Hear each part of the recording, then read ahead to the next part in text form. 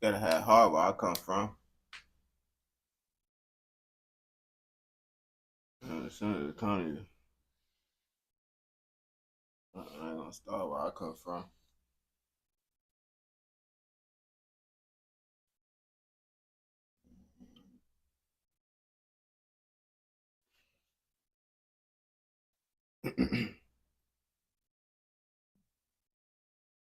Testing, testing, 323, 323.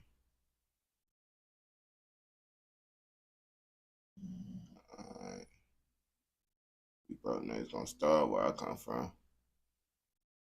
Hard where I come from.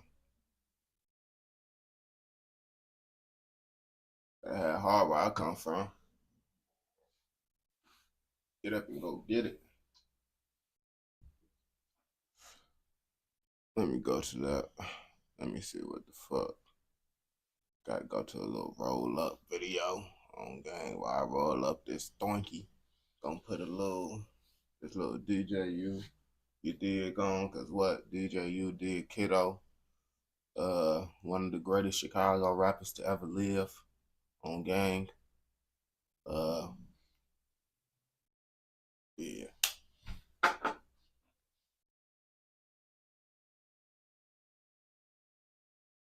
And these dumbass AirPods connected to my phone, boy. Fuck is this problem? Man, you don't need you. Yo, my brother, what's the word?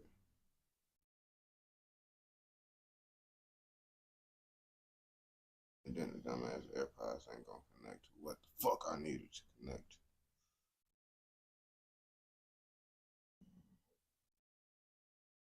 I was supposed to hop on live. Yo, my brother, but I end up doing hella shit, bro. I didn't even take me a shower yet, bro. But I be like, I'm gonna hop on live. I'm gonna take a shower once I hop off live. So I'm like, I gotta do live. Cause I went to go pay this bill. I forgot to pay the bill. So I went to go pay the motherfucking trash and shore bill, which was only $41. But the whole thing got to matter is I forgot to pay that motherfucker. And they was gonna shut that bitch off because I forgot to pay it. And it's like, damn, y'all trying to shut shit off for $41. So I instantly went to go pay that shit real fast. I checked, the shit was closed. I'm like, damn, they closed on Saturdays. And also, the reason why I ain't pay the bill early is because the shit was flooded a couple days ago. So I ain't gonna pay the bill that day. And then I'm like, I'm just gonna come on Saturday. Well, that shit was closed. But I ended up dropping it off at the red box and shit. I ain't gonna bap to you. I ain't gonna bap, nigga. You gotta get into that Amazon Flex, nigga. Get into that Amazon Flex. The Amazon Flex, that shit be thorough. I ain't gonna. Man, what the fuck, my? I know I had a little something rolled up, bro. Yo, what's the word? I know I had something rolled up. I know I'm not tripping. A little something. Oh shit! I smoked that bitch down, but I wasn't tripping. I smoked that bitch down on game. Yeah, but I say get to that Amazon Flex. You sign up through your phone. It's basically like shit. I want. It's basically like DoorDash for Amazon Flex. I don't really know how to. You feel me? I ain't gonna back to you. What the fuck? What the fuck is? How the fuck is this? Right? Yeah, this motherfucker. You do it whenever you want. Okay, you just click it through your phone and shit. Fucking dogs.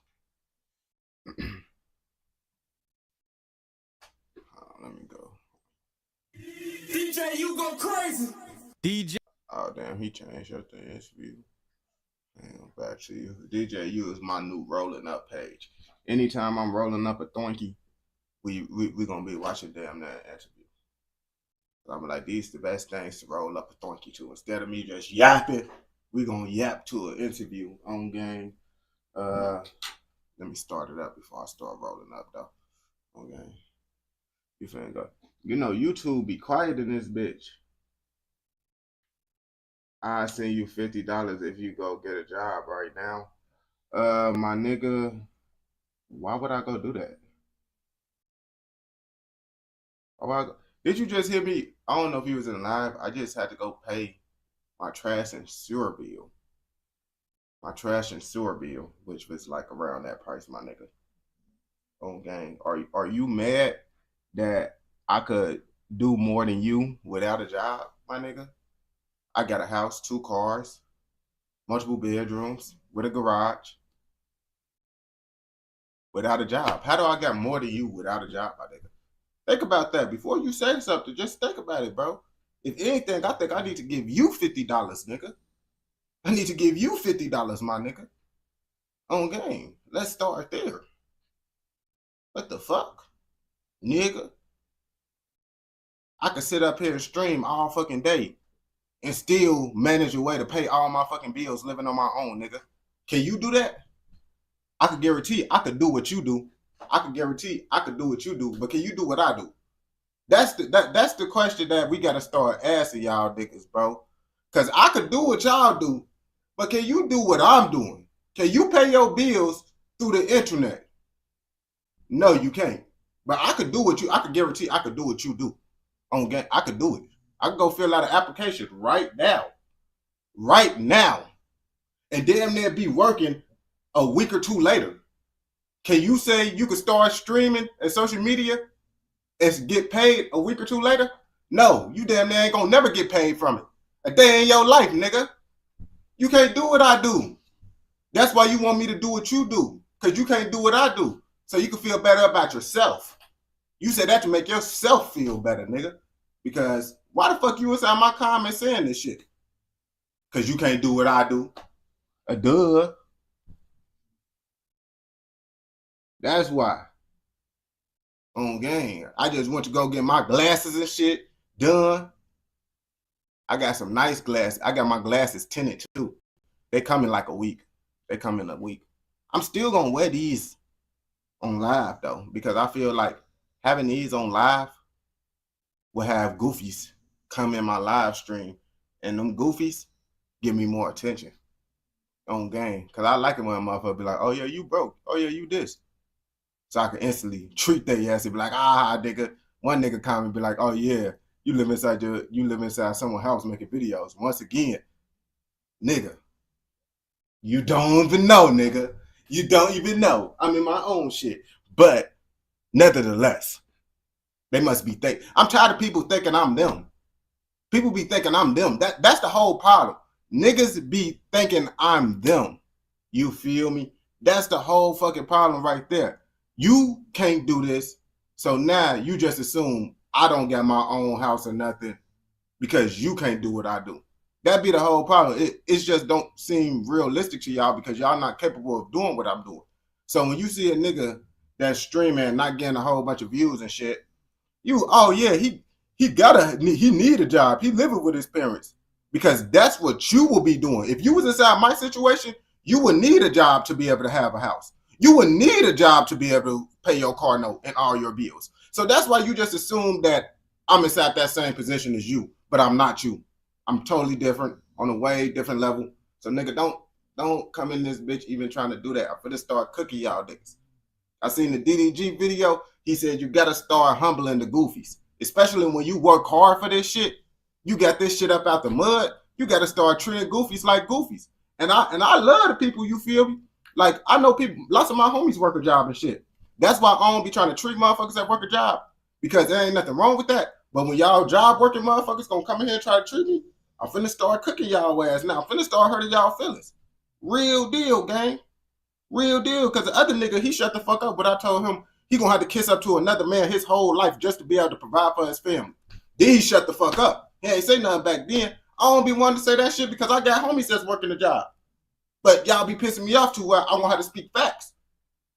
On game. You gotta kiss up to another nigga for a pay. And if that nigga, and if your boss don't like you, guess what? You get the fuck on, nigga. You get the fuck on, nigga. And now you lost all your income.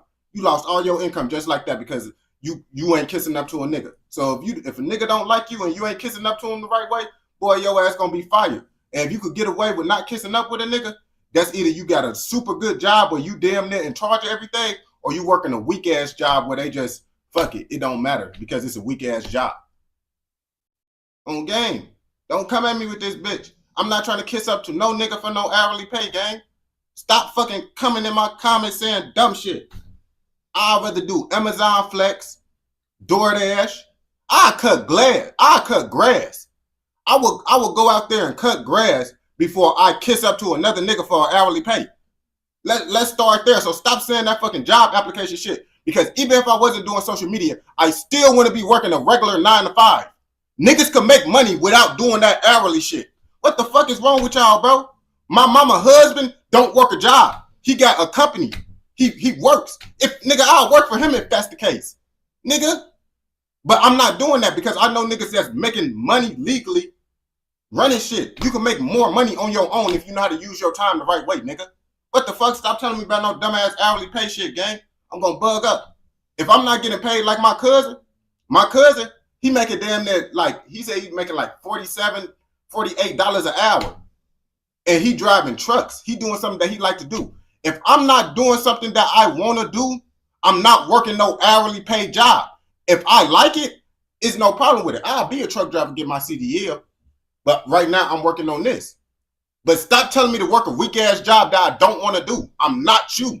Stop fucking playing with me, gang. What the fuck? And before I did this social media shit, I was making money without a job. So shut the fuck up with this job shit, gang.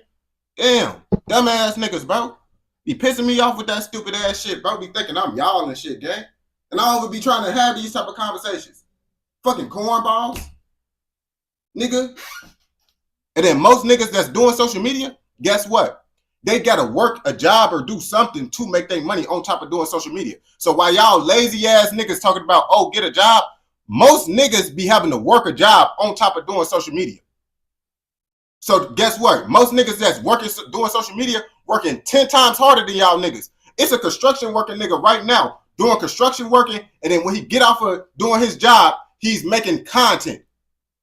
Which one you think is harder? The nigga that's just doing construction or the niggas that's doing construction then going to go make content? Which one you think is harder? A nigga that's working a minimum wage job that he hate every day, just doing that and then come complaining, talking shit about another nigga life? Or the nigga that's working a minimum wage job and then coming home after that miserable ass job, working every day to not have to be inside that job? Which one you think is harder? Because y'all dumbass niggas don't even know for real. Social media is harder. Y'all niggas just don't even got the grind to do it. Y'all can't do it. Most of y'all niggas can't even survive working y'all weak-ass job. So I know for damn well sure y'all niggas ain't gonna be able to work that weak-ass job, then come home and make content for hours. Damien and Bianca, for example. Them niggas worked at Little Caesars in Indiana, gang. And then after they got home from Little Caesars, a job that they hated, the hourly paid job that they hated, they made videos for hours, and then went to work and then made videos. That's way harder than working a job, you dumbass little boys. Nigga, stop complaining about that fucking job and trying to get other niggas to do what the fuck you do. Instead, work harder so you don't gotta do that shit. And then maybe you won't be inside a nigga comment saying some stupid ass shit. Work harder then, nigga. And then maybe you ain't gonna talk shit about a nigga that's having an easy life. Real deal. Only dumbass niggas come in this shit and say this shit, bro. Hating ass, dumbass niggas that don't got shit going for themselves for real.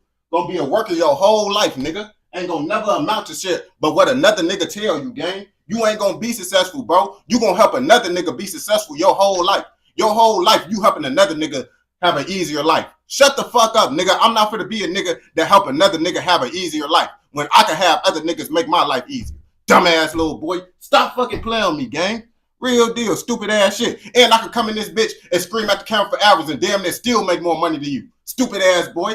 What the fuck? All my bills paid still? And I'm still streaming. Why the fuck would I get a job? Nigga, 5 years. I left my mama's house before I graduated, nigga. Still living on my own. Got a bigger house. I was just living inside a 1-bedroom apartment. Now I got a bigger house. Every year I'm upgrading. Dumbass little boy. Every year you inside the same position still, nigga. What the fuck? Stop playing with me, bro. Do your research on me upgrading every year. Dumbass little boy. On gang. Stop playing with me, boy. I'm not you. I'm not you. That's why you inside my comments. Dumbass little boy. I'm not inside your comments, am I? No, dumbass little boy. Fuck is y'all talking about, bro? Y'all get y'all dumbass on, bro. If you had a better fucking job, you wouldn't even be inside my comments hated right now. But you working a miserable ass job kissing up to another nigga for a weak ass pay on gangs. Get off my fucking dick. Fucking dumbass little boy, bro. Y'all be on my dick too much now. Tired of this shit, bro. Dumbass little boy, y'all just don't know me. Get off my fucking tip. Damn, stay talking about this dumbass job application shit, bro. What the fuck? I'm not you. Dumbass boy. Motherfucking, my grandpa got a fucking lawn service company. This nigga got a lawn service company. I would do that shit. Like I said, I would fucking cut grass before I work a fucking 9 to 5 and put in an application. So stop saying that dumbass shit. Just because you is only capable of working for another man, don't mean everybody else gotta do that fucking shit. It's mindsets. It's fucking dumbass little boys. Be pissing me off with that shit, gang. After like, a job application is the only way to make money. You see, that's your fucking mindset right there. That's where you fucked up at. Because even if I wasn't doing social media, I wouldn't work a job. And I would still be making legal money without working a job. Still making legal money, even if I wasn't doing content. So shut the fuck up, get off my tip, get a fucking life. Damn. Dumbass little boys, bro. Steady saying goofy ass shit. Like, bro, what the fuck be wrong with y'all, bro? And I be cool. But niggas say dumbass shit. Like, bro, what the fuck? You see me streaming for fucking hours. It's not my own shit. Obviously, I gotta make money. What the fuck? Obviously, me smoking every day, I gotta make money. What the fuck? Come on. Obviously, with me having 3 big ass dogs, I gotta make money. What the fuck? Dumbass little boys.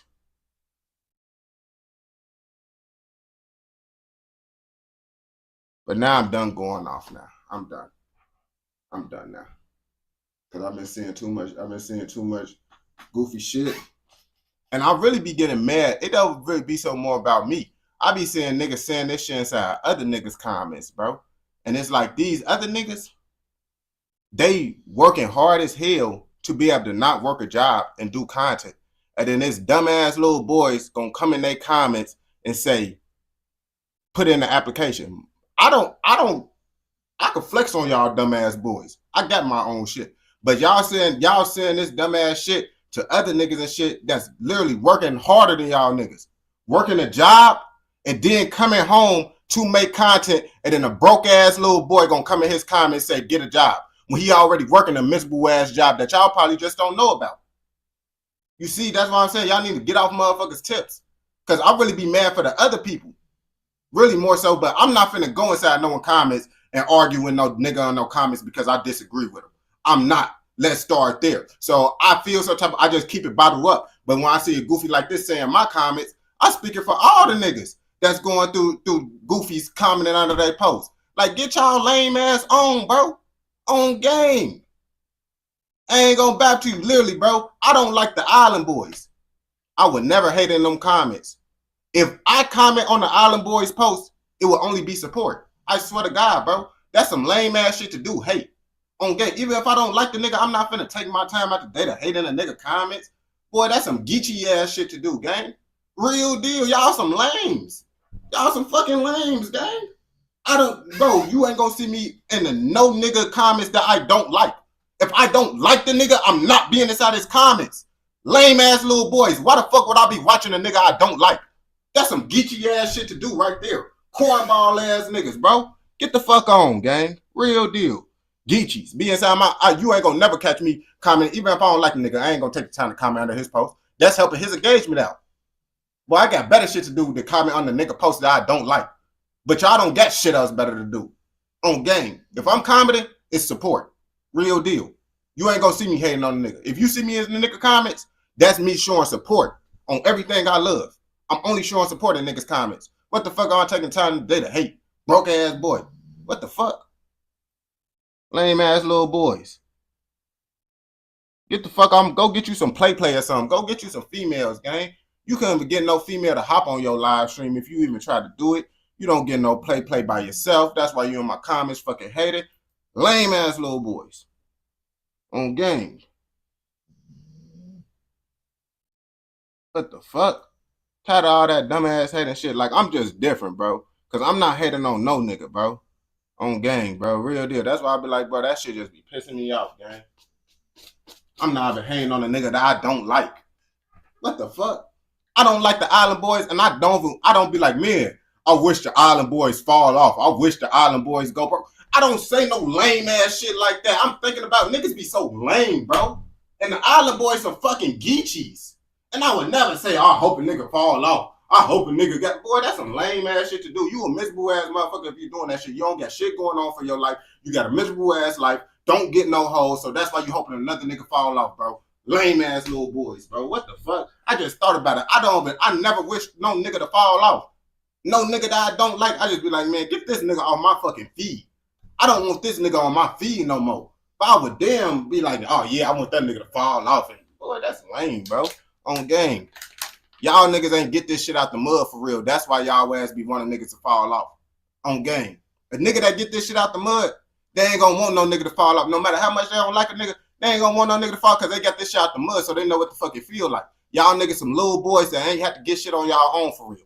On game. That's why y'all be saying all this cornball ass shit. Real deal.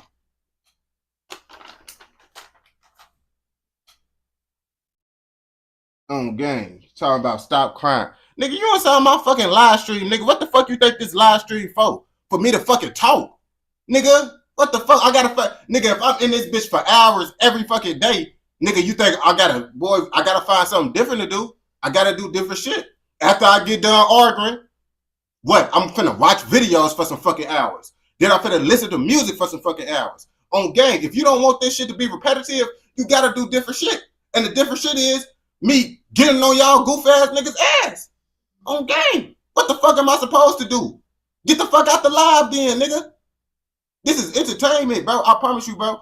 Nigga, I would not be doing this shit if I couldn't gain off of me arguing. I could gain off of me just doing this dumb ass shit, bro. Me entertaining this shit, getting mad, bro. I could gain off of this shit, bro. That's all it is, bro. I promise you, bro. Real deal. Nigga, I want to be able to pay all my bills for social media for 5 years. If I didn't know what the fuck I was doing. Ain't no coincidental getting millions of dollars, millions of views. Nigga, everything I'm doing is just really just smart. Nigga, I just know what the fuck I'm doing, gang. Real deal. And I don't gotta have millions of people dick eat me. On game. Real deal. I've been having niggas dick ride me, bro. And dick eat me for the longest, bro. Real deal. On TikTok, bro, like, bro, you hated on me doing this shit. Then I come over here on this shit. It's cool. YouTube, it was cool. The live stream was cool. I'm cool with my little five people, 3 people up in this bitch. But then when goofies get to coming up in this bitch, it's like, oh yeah, bro.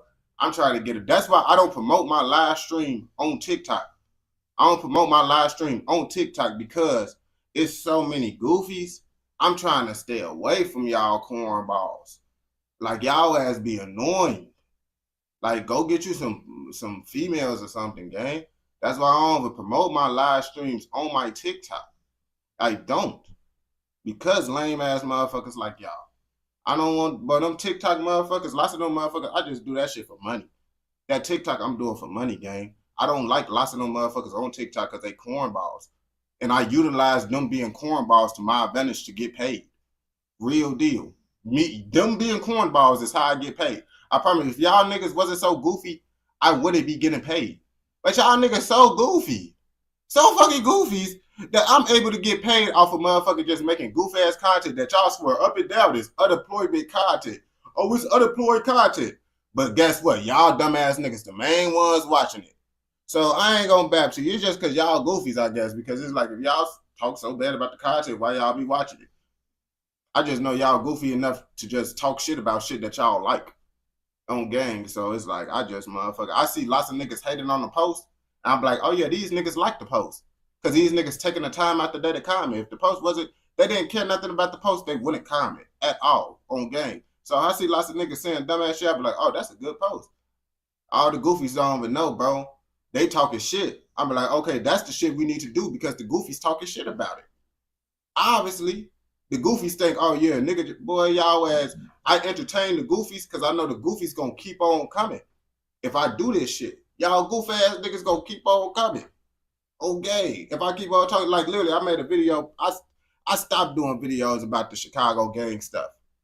I started doing more beneficial content, you know, speaking on real shit like Fred Trump, the history about Donald Trump and all his immigration laws and all that shit. Niggas ain't want to hear that shit. Okay, cool. I'll go back to making ignorant content. Now niggas, oh yeah, get a job. This unemployed content. Shut y'all dumb ass up. I'm making unemployed content because y'all dumb ass like it. I'm just smart. I'm not gonna be no nigga that's finna be making all this educational ass shit, knowing y'all dumb ass niggas still gonna wanna watch the other shit. Y'all talk shit about the shit, but that's the shit y'all wanna watch.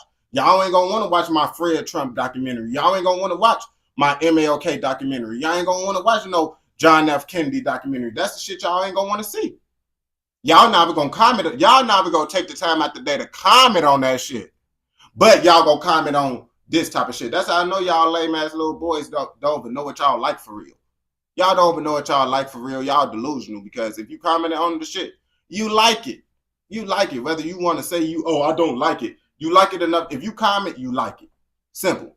Commenting is the most hardest thing you could do out of everything on social media. You could like, you could share, you could bookmark it, but commenting is the most hardest thing to do. So therefore, you like the video in some way. I struck a emotion. The whole goal is to get y'all to comment, to get engagement. You feel me? That's the whole point. What the fuck? You like something about the video to comment. And you can say, oh yeah, I just hate it. Well, you hate lots of shit. You hate lots of shit. Lots of shit you hate. And the shit that you just don't like, you just swipe past that shit. Real deal. I know niggas see shit they don't like and they swipe past it. But somehow you hate this shit so much, but then you gonna comment on it. Get y'all lame ass on, gang. Come on now. You truly didn't like it, bro, you would not be up on this shit. You would have swiped off. You would have swiped off. You wouldn't have commented. So shut the fuck up.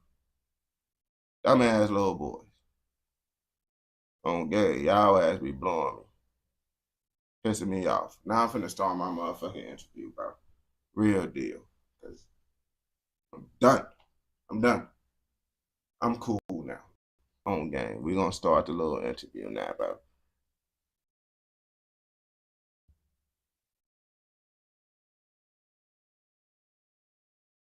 On game. Nigga, you inside my fucking comments, nigga. What the fuck?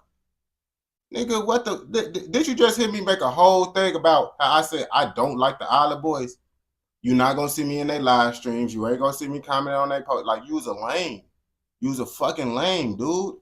That's all it fucking is, bro. Real deal. Get the fuck on. Like, I hate it with dumbass. Like, I don't care. I'm entertaining you because you're inside my live stream.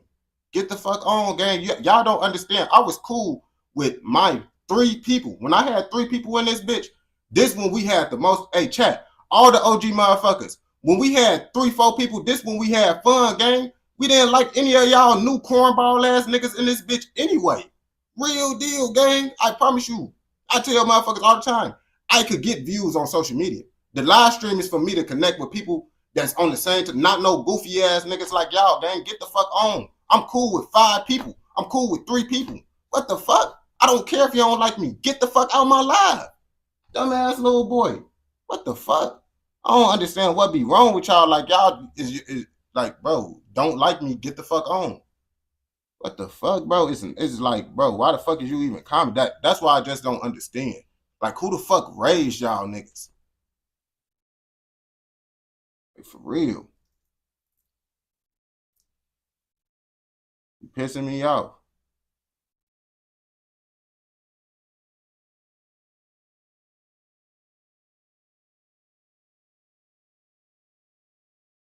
Skeezy. Skeezy, bro. I ain't gonna bap to you, gang. You be pissing me off, bro. But you're not goofy like these niggas, bro. You actually be having shit. That's why I be like, I tell the chat all the time, bro. I respect Skeezy, even though I get into it with Skeezy. Skeezy actually got some shit, bro. That's why I be like, all right, Skeezy, at least he got some shit, bro. Real deal, bro. Lots of these niggas, they come in this bitch, they hate just to hate, bro. And they broke his shit. They hating because they broke. Skeezy, he was mad about the top 5 shit. We know we had that situation. But I still respect Skeezy, bro. I still can respect Skeezy, bro, just because he actually, you feel me? Like, all the niggas inside my chat, them niggas hard-working niggas. Them niggas work and go get it. That's why I respect all the niggas that be inside my live stream, whether These niggas talk shit. Not all the people that be up inside my live stream, I can respect because them niggas be working and shit. You feel me? Them niggas still be getting it regardless. And you gotta respect that shit. You feel me? General, Ghost, niggas be out here working. Niggas be getting it. Real deal. So it's like, I respect them niggas. But ain't no nigga that I don't know anything you got going on, nigga. You ain't finna just come tell me some shit. You could be living, you could be fucking homeless for all I know, nigga. And you ain't finna come tell me some shit about what the fuck I got going on in my life. And I don't know what the fuck you got going on in yours. I'm not taking no advice for you. But all the niggas, like I said, bro, that I actually, you feel me, chop it up with, niggas get it. So I can respect them niggas more. I can respect them niggas more just because it's like, all right, he getting it. Lots of niggas just be talking shit and they be bums. Broke as shit. They hated on me because they don't got shit else going for their life. Real deal. Those the niggas that I really don't like. Cause I'm cool with a nigga talking shit. We talk shit in this bitch all the time. It's just the goofies. Like you could tell the goofy. Like you could tell the goofy, bro. Real deal, bro. Like someone that's just talking because he just a bum. Like you could tell by what they say, bro. I ain't gonna bap to you. Well, one nigga said, because I was joking around saying I was a construction worker. A nigga in the comments gonna say, boy, you broke as hell, you do construction. First of all, if I did construction, that's good money. That's fucking good money. That's good money, regardless. I ain't gonna bap to you, you feel me? So it's like at the end of the day, that's how I know niggas be so goofy, bro. They be goofy, gang, because it's like, how the fuck you gonna say I do construction, I'm broke? First of all, I don't do construction. And if I did do construction, that's good money. But a nigga that don't got shit, that never made shit a day in their life, bro, them niggas gonna say, oh yeah, try to use that as an insult, bro. Like you could tell by how a nigga talk if a nigga never had shit before. Like the jokes that y'all say, bro, I could tell y'all bumps. Like certain jokes, I could tell, oh, okay, this nigga got some shit. But certain niggas, you could tell, like, y'all just don't got shit going for yourself. Get the fuck out of my life. I can't even respect you. Can't even respect some of you niggas, bro. Like, you think I care if you don't like me, nigga? Who the fuck is you to say you don't like me, nigga? I just thought about that shit, nigga. Get the fuck on. Gang, boy, what the fuck? Who the fuck he thought he was, gang?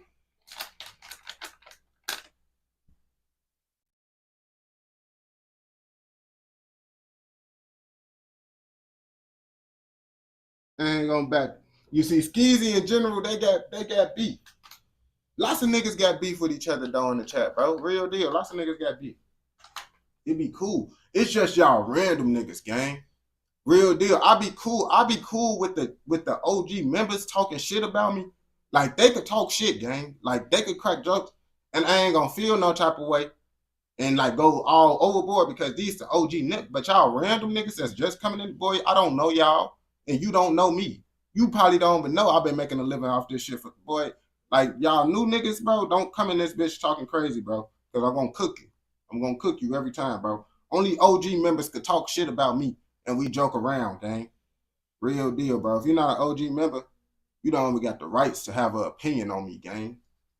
You don't got no rights to have no opinion on me at all, nigga. I don't even know who the fuck, nigga.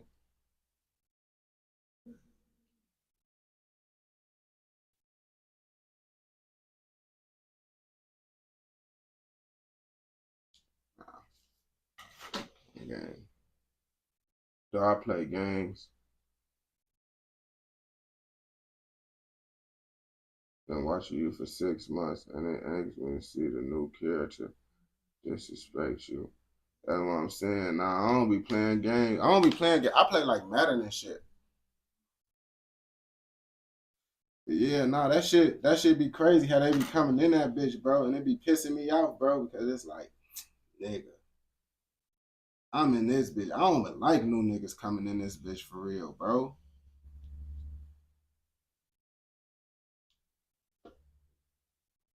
But they ass only coming in this bitch because Casanetta someone not streaming right now, so they ass trying to find someone to talk shit about because they favorite streamer is not streaming.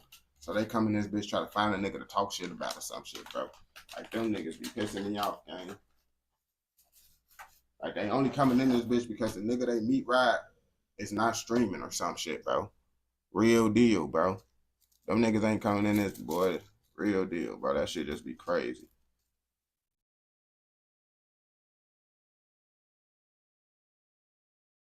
Damn, Toronto, okay.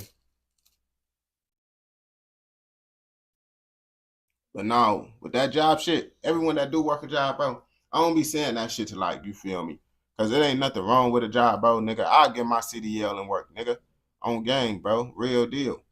But when niggas try to use it, like I feel like when niggas try to use it as disrespectful and shit, then I gotta say things back, you feel me? But I don't be wanting no one to be like, oh yeah, damn, this nigga feel like he above a nigga with a job and all that shit. I don't feel that way at all. But the way I talk, bro, I'm not finna let no nigga just come in this bitch and just try to talk to me any type of way.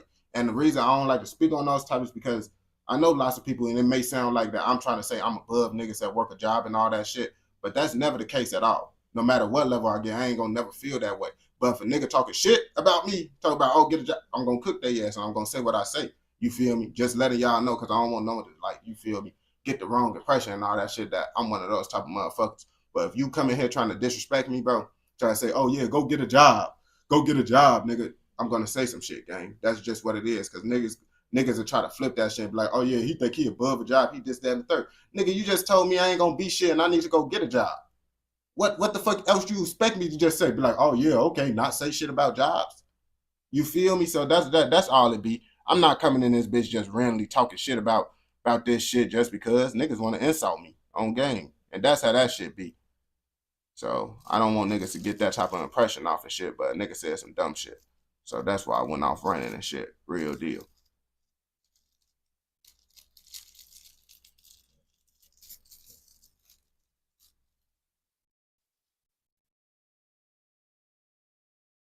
Okay, you see, Baleful, folks at OG, he get the pass, bro. He get the pass to joke. Okay, he get the pass to joke. He get the pass to joke. Certain niggas don't get the pass to joke though. On game, real deal. Some niggas don't get the pass to joke. That's all it is, bro. Like all these niggas, if I know the nigga, he get a pass, bro. I know the niggas in my chat, bro. I know the niggas in my chat. If I don't fucking know you, bro, I never seen your username before, nigga. Boy, I don't know you, gang.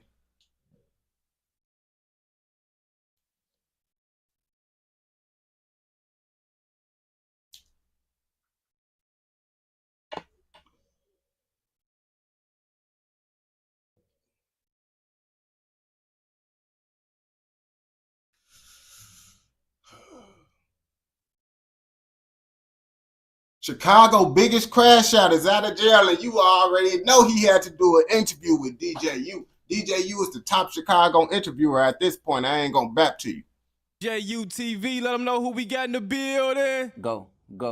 051 Kiddo. Shout out biggest.All. 051 Kiddo, what you on, gang? You know what's going on. Doing what these niggas can't do. Being myself. Hey, step that. Step that. What he say again? Doing what people can't do. Just being myself. Well, welcome back to DJUTV. It's definitely a blessing to have you. Yeah. What they say, third time's the charm. You know that. Third time the charm. And even though the scenery is different, the vibes are the same. 051 Kiddo, how you doing tonight, brother? I'm doing just fine. I'm cool and slime. I'm doing it.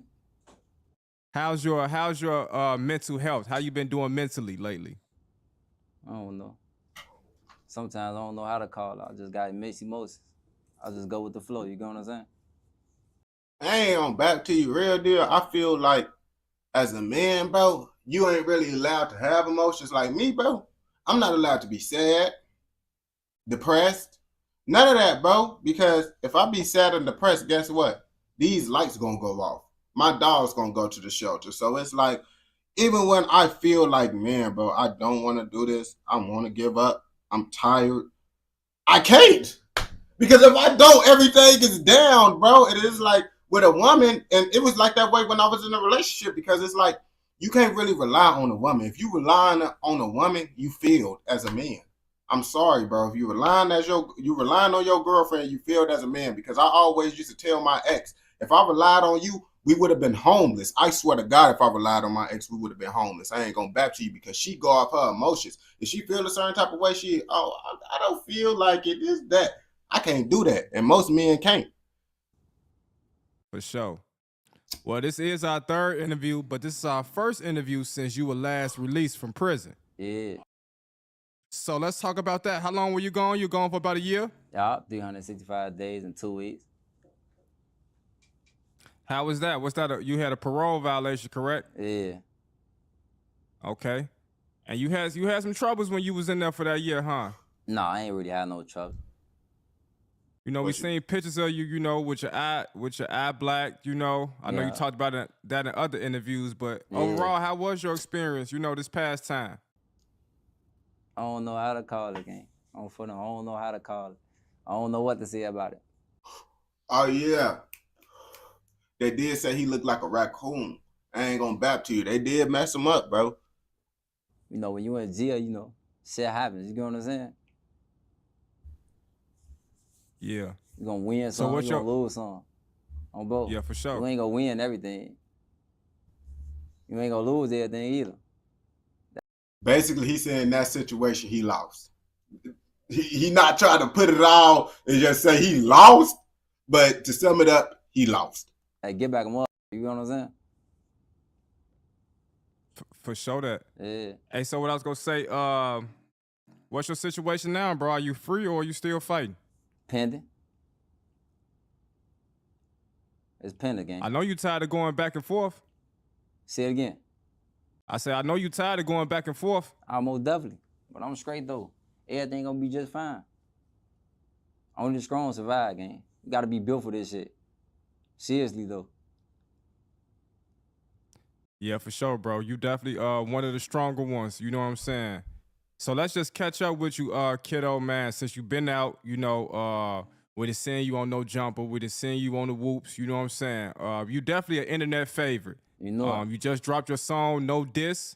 And the fans are. I ain't gonna bet, bro. Who listening to Kiddo, gang? Like Kiddo was trash since he got out, bro. Like real deal, bro. I heard his first song. I'm like, bro, he is literally only getting views is because he from a known hood and he was active.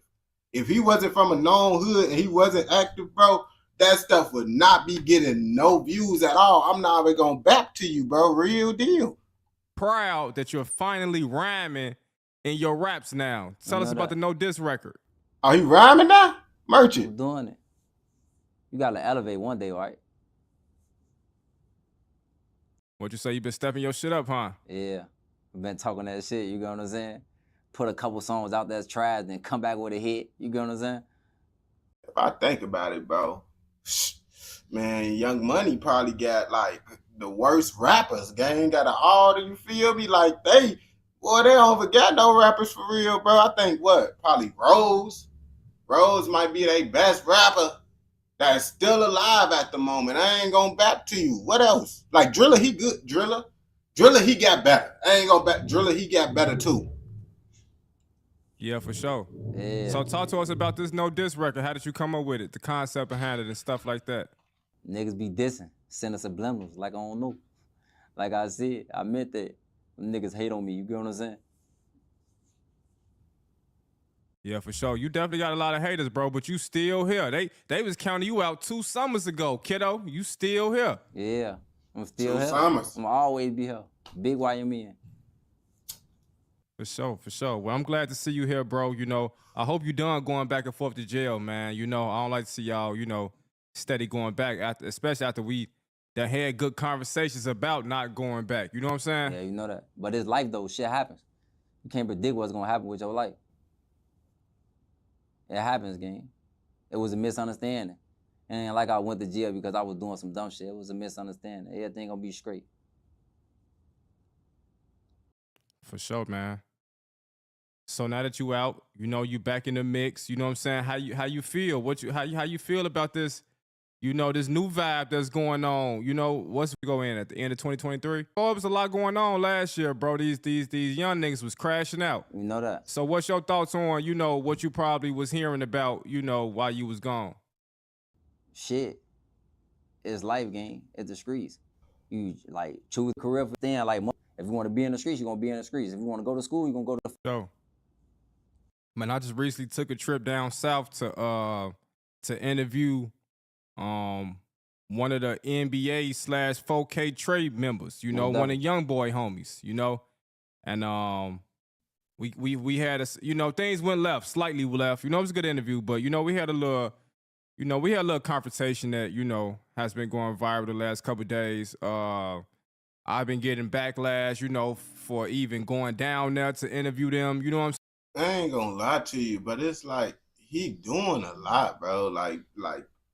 D-Dog, he was just doing too much, because if y'all ain't know, like, Kiddo is technically like more of an op to DJU than what D-Dog was, because, you know, 051 and them, they in tour with O-Block and them. They be dissing Vaughn, all types of stuff, bro. And they not even doing, like, he interviewed lots of people that would be technically like an op, I guess, bro, because, bro, he said he was King Von DJ or whatever, right?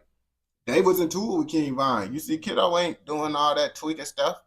I'm saying, but I know you rock with the whole NBA movement. You know what I'm saying? What's your thoughts on this whole, you know, thing when it's supposed to be Chicago versus them, and you know, like, we ain't supposed to be listening to them, you know? As Chicago versus them. It ain't no such thing. Just because Von died, he did some stupid shit, gang. Who fight? Don't nobody fight no more. On Bo, who the fuck fight, gang? Be for real with yourself. Yeah, I ain't gonna back to you. Lots of motherfuckers, like the people that was blaming Kondo, Rondo, and Lil Tim, they just glizzy gobblers of King Von, bro. Real deal, because it's like how that whole situation played out is really all King Von fault. You feel me? Because it's like, and especially you being down south.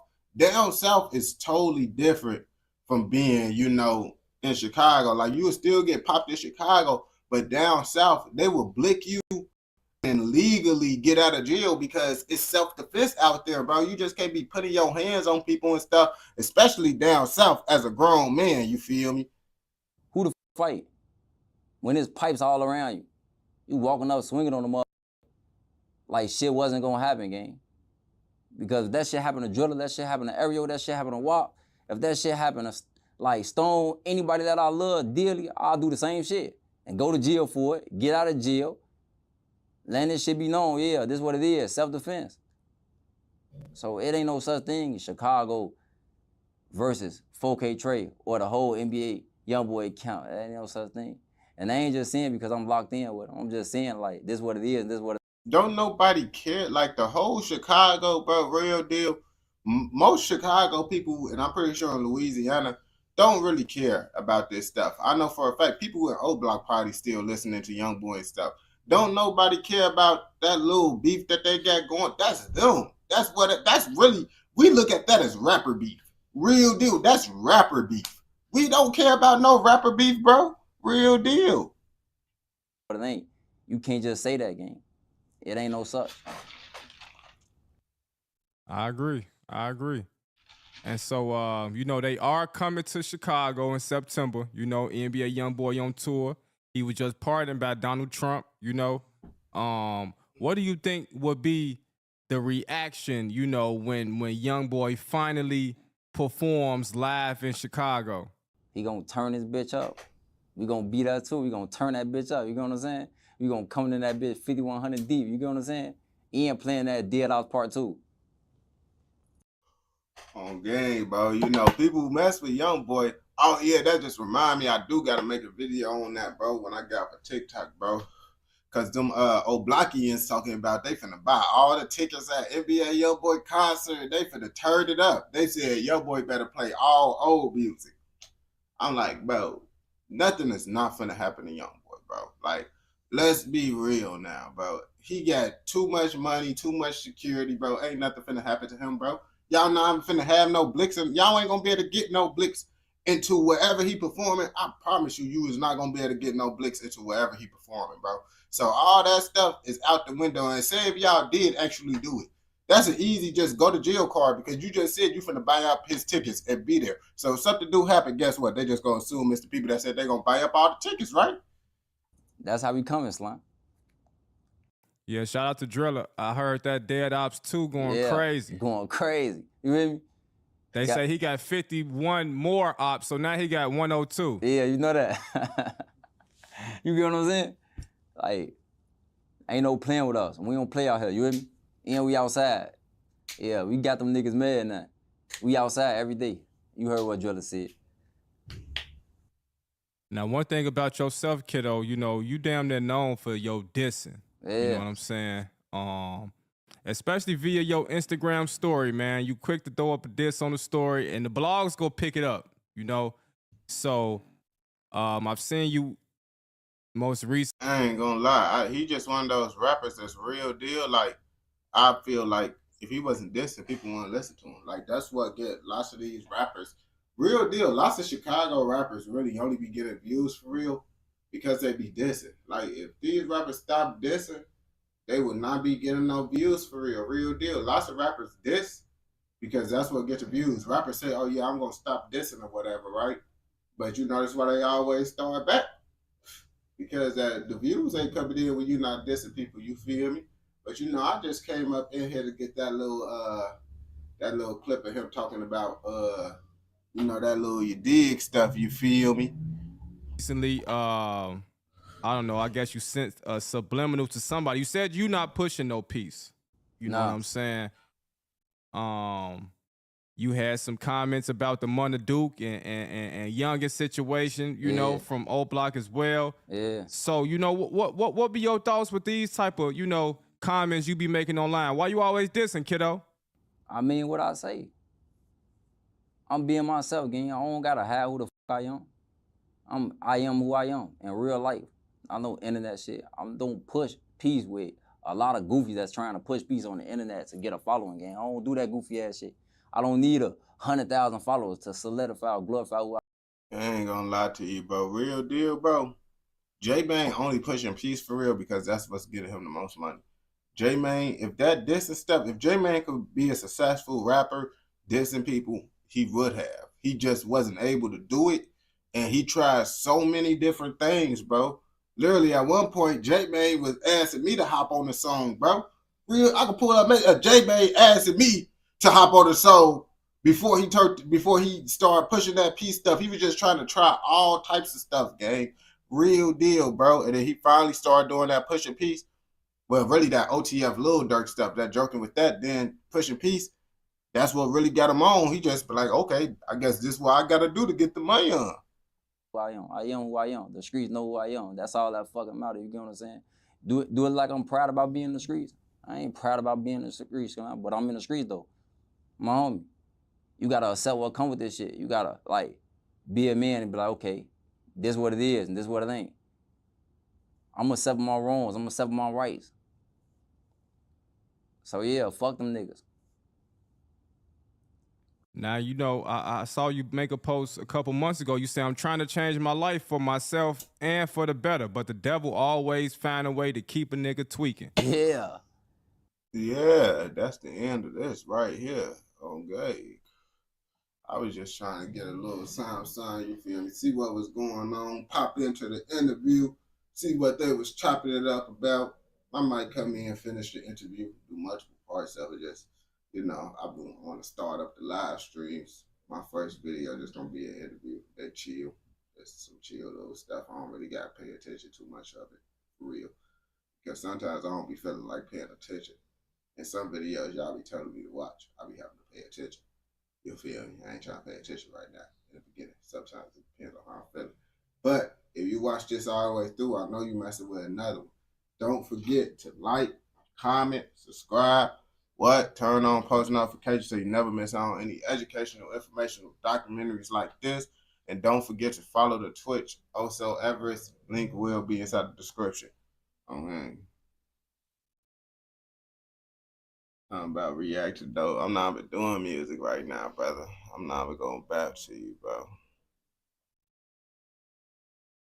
If you got a video or some UK drill stuff, I could do that though. You got like an actual video of some niggas that's doing shit.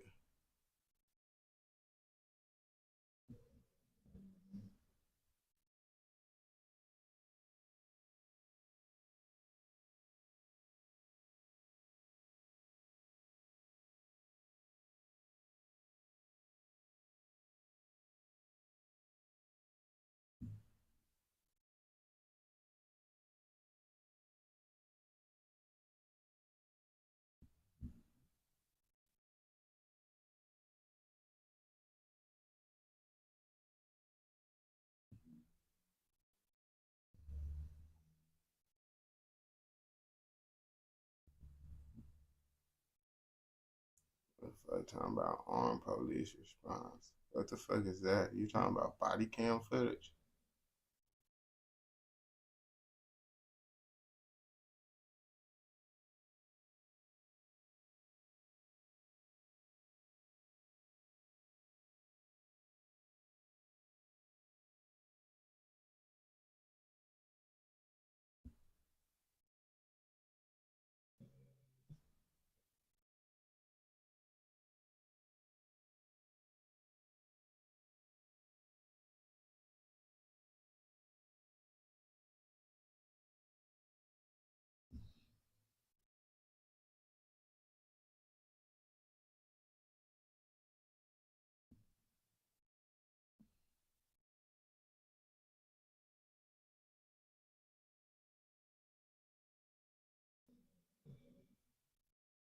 Let me see.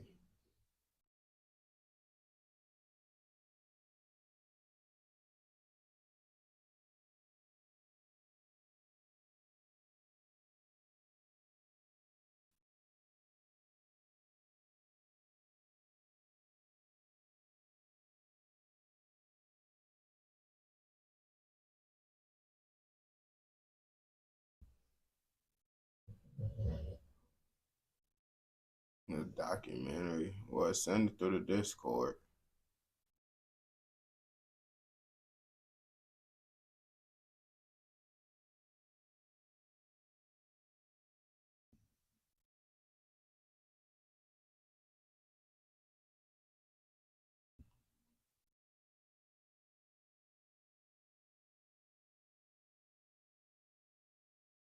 And depends on what page it is too.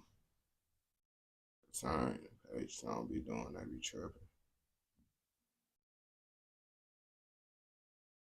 There don't be no shit for real. Let's see what the fuck Travis. Who made the page?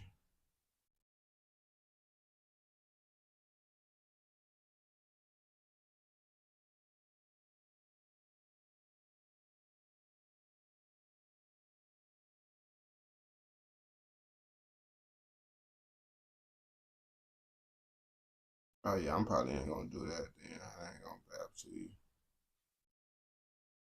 Like I had to do that on Twitch. Y'all had to be like that's why I be on Twitch. Like the reason why my YouTube like this now is because I'm not doing certain things on YouTube after I got suspended. That's why I tell people if they trying to do requests, you gotta be over on Twitch. I really stopped doing that.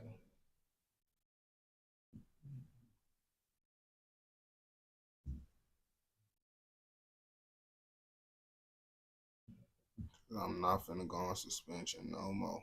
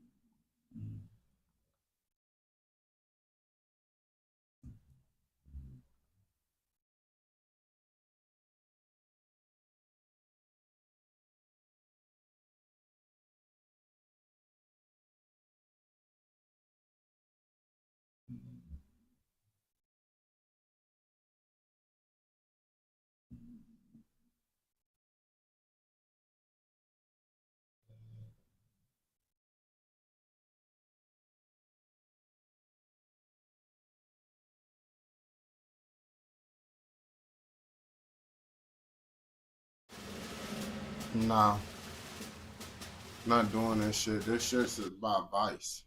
Vice. I'm not doing that shit. Like I said, y'all niggas can come over to Twitch if y'all want to do some shit. I ain't gonna back to you. Lots of the shit y'all keep on requesting and shit that I'm not gonna do on YouTube. So if y'all want to do requests, y'all just come over. I'm gonna choose a UK video though. But yeah, if y'all want to do requests and shit, well, y'all gotta come over to Twitch.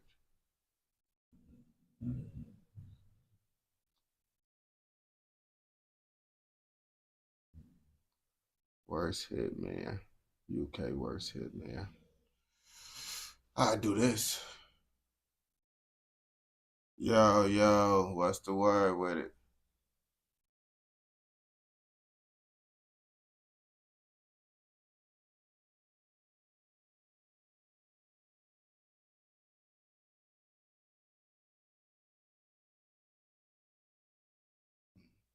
UK gangsters out here looking like goofies right now. I ain't gonna bap to you. They said this is the worst hitman in UK history. He unalived the wrong person, and then guess what? He ended up snitching. Like, it don't get no worse than this, right? I ain't gonna bap to you. What is going on out there? Simeon Henderson, a petty theft criminal so hungry for money that he decided to become a hitman, and goes on to fail both his missions so badly that he offered to kill for free before accidentally shooting an innocent man. Bro. It should have been just another day at work for the 27-year-old assistant at this supermarket, but instead he was shot dead as he served customers. It looks increasingly as though the victim was simply in the wrong place at the wrong time. Simeon Henderson is what you call a repeat offender and a career criminal. He looked like he be crashing out, bro. Looking at Birdie is like real deal, bro. I know he be on that type of time. Everything they accused him of, he did. He grew up in Huddersfield, but was involved in petty thefts and failed robberies. His first crime was a post office robbery to pay off his child support debt, but he was caught and arrested moments before he can even leave the shop. I ain't go back to you. Real deal, bro. This is why they should get rid of child support. Because now people out here robbing because they trying to pay that child support check when they don't get enough money to pay for it, bro. I feel like I need to make a petition on why we don't need child support, gang, because that's going to lower the crime rate if you stop doing child support. After getting released from prison, Simeon would make connections with gang members around the area and start selling drugs to make ends meet. He would do this for a while, but when an opportunity presented itself, he would attempt to steal £40,000 of a dealer's money. The man Simeon was supposed to deliver the money to got arrested, so Simeon decided to pocket the money for himself and tell the others that the police had confiscated the money from the dealer. This lie didn't last long because the dealer was later released with no charges and told his boss the truth. Simeon was later found and kidnapped, and the drug gang would now beat him senseless. The gang was able to get the £40,000 back before he could spend it, but this was not enough, as they now ordered Simeon to pay an extra £10,000 for being a dirty thief. Otherwise, he's a dirty thief. That's that UK lingo. I ain't gonna bap to you, bro. Y'all need to cut him off, bro. Anyone that's stealing that amount of money and then they want to lie back, first of all, them stealing enough. It don't even matter if they lied about it after. You need to cut Birdie off. He need to be banned from the hood. they'll bury him alive. With no way of paying the £10,000, Simeon would go back to stealing and robberies and ended up spending more time behind bars. Whilst in his sentence, Simeon's debt will no longer exist. Bro, he just ain't gonna learn, bro. So you telling me the thing that got you in debt, you go back to doing. Like, bro, you gonna be in more debt, bro. The reason why you in debt is because you want to steal stuff, and now you still doing it. As the dealer boss fled the country because of the heated turf war going on in the area. After being released, Simeon would now make new connections in the Manchester area, and his new stunt was to become a hitman, offering to kill people for a low fee of £3,000. He had no ties to any gang, and his name was not known, so he was a perfect hire for someone who didn't want to get their hands dirty. Simeon's new career as a hitman began in 2008, when he was offered a job. You see, bro, and then that's why I wouldn't want to hire a hitman, just because they 9 times out of 10 is gonna snitch once they get caught. It all sound good when the police not in your face telling you got like life in prison. You feel me? That's when the truth side of them gonna come out, and you ain't gonna know the truth side of them until they get into that position. If you want to take that risk, just know you potentially gonna go to jail and you paid someone, and you still end up in jail. So if you're gonna end up in jail anyway, you might as well do it yourself. By a car hire boss, Hafiz Mohammed, and his crew, consisting of Golfan Kana, aka Gogo, and Mohammed Safdar, who were all involved in a turf war between gangs from Oldham and Bolton. Bro, they supposed Simeon to be was starting a hired to shoot family. dead the guarantor for a man who owned a loan shark £30,000. Simeon, realizing the seriousness of what he was going to do, would start getting cold feet and refused to kill the victim, but said he would take £7,000 to shoot at his legs instead, just to send a message. The gang agreed, and Simeon was given an automatic pistol as he didn't have a gun to do the hit with. In November 2008, Simeon turned up at a rival car hire firm in Oldham. He approached the serving hatch window, where he spotted his target at the back of the room.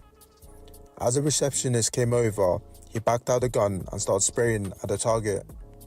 The man would drop from his chair after hearing the gunshots, and this is when Simeon runs out the building, thinking that the job is done. It turns out, Bro, this man, bro, first of all, gang, real deal. You basically paid for him to be a leg shooter, gang. Real deal. It ain't no way I'm paying a hitman for them to just pop at someone's legs. Like, that just sound goofy right there off the back. Real deal. Like, come on, bro. If he said, "Oh yeah, I'm only gonna hit him in the leg," oh, you're not the person for the job. Then you ain't ready. however, that Simeon had missed every single shot that he fired, with none Yeah, of the he bullets missed. even coming close to hit the target. Simeon would head back to Hafiz and hand him the gun, telling him that the job is done and he shot the target. Hafiz then gives him £1,000 and says he will get the rest when they confirm that the guy has actually been shot. A couple days later, news will come out on the papers about a shooting, and it turns out that no one You was gotta hurt go. and no arrests were made. This is when the group finds out that Simeon didn't actually complete his mission, so he was called back in to answer for his lies. Simeon said that he thought he shot him because he dropped down to the floor and the muzzle flashes distracted him. Hafiz was not impressed, but He ain't decided tryna to hit let none of things that. calm down, and then Simeon could redo the hit. Some time will go by and Hafiz had a different mission for Simeon, this time to take out a man who was part of a rival gang around the area Be bogus. and had been bad-mouthing him and his operation. Hafiz tells Simeon, "I want the kid smoked," which essentially means he wants the guy shot and dead. Simeon, after little hesitation, accepted the mission and was then given a loaded handgun, a car, and the man's address. March Bro, that whole little setup, bro, everything was little. The blick was little, the car was little, they just bogus. 19th, 2009, Simeon waits in a car close to the man's address, which is when he spots his target driving a red BMW and parking up in the drive. Simeon now gets out of his car and runs up to the BMW, gun in hand, ready to shoot. As the target was getting out the Man, car, he bogus. Simeon fired 3 shots. You didn't have to The add first that. shot hits the rear window of the BMW, the second shot hits the man's bum, and the third shot completely misses, hitting the wall of the man's house instead. The target So you only hit Brody in his butt. This is the worst hitman ever, gang. The first hit was unsuccessful. The second one, he only popped him in the butt. girlfriend comes out the house after the commotion, and this is when Simeon bolts it down the street, back to the car, and drives off. Again, Simeon has failed his mission, as the target was very much still alive after only being shot in the bum. Bro, Simeon Dude, brings the car back tripping. to Hafiz's garage and calls him, saying that the job is done and the target is dead. It won't Just take long lying. for Hafiz to find out that the rival gang member was in fact alive, and Simeon didn't smoke him like he asked. Hafiz and Safdar will now link up with Simeon and ask him how he managed to fail another hit. Simeon says that he hit the target and made a mistake for not checking that he was actually dead. The bosses were running out of patience with Simeon and said that he had nah, this ain't the type of stuff that you just think. You supposed to actually make sure, bro. Especially if someone paying you that money on. to make up for his failed missions. They now saw Simeon as a Bro, liability that they needed to prove his tripping. worth. The only benefit he provided was that he was not linked to the gang in any way, so it made it easier to get him to do their dirty work. The bosses now had a mission for Simeon to prove his worth in order to continue working with them. Bro, honestly, bro, at this point, I'm just thinking the people that's hiring him, they some goofies. They gotta be some goofies. Cause it ain't no way this dude finna keep on failing all these missions and I'm finna be like, okay, I'm finna give you one more chance. Bro, this is not the type of stuff where you give someone another chance for if they keep on messing up. Like, the second time was already enough. Now you trying to give him another chance to redeem himself, bro? Y'all want to go to jail, gang. Real deal. And getting paid. Safdar said he was having trouble with a rival gang in Bolton, so wanted Simeon to go into a shop and fire some bullets just to scare them. Because Simeon had been given £2,000 before and failed both his missions, he was ordered by Hafiz to carry out the shooting for free. They told him like, all right, bro, you's a goofy gang. So what we got, we just got to have you just blick up something. We're not even going to give you a target. We're going to give you a real big target this time. And it ain't no way he going to miss this target, right? And then hopefully he probably end up missing that too. Simeon agreed and was provided with a machine gun and would use a driver. He was told by Safdar, if it's an old guy behind the counter, only shoot up the shop. But if it's a young guy, shoot him in the legs. A straightforward order, but not so simple for Simeon Henderson. The gun that was given to Simeon was an SA-23. It's a gun with a progressive trigger and a very powerful gun that, if not in the hands of someone who knows how to use it, can be extremely dangerous for both the person firing and anyone around. The next day, on the 4th of July 2009, Simeon was driven to the Brookhouse wine shop in Eccles, Manchester, by Ryan Manning in a stolen car. Simeon bursts into the shop with a plastic bag covering the gun, and he pulls the trigger without thinking twice, but the gun doesn't fire.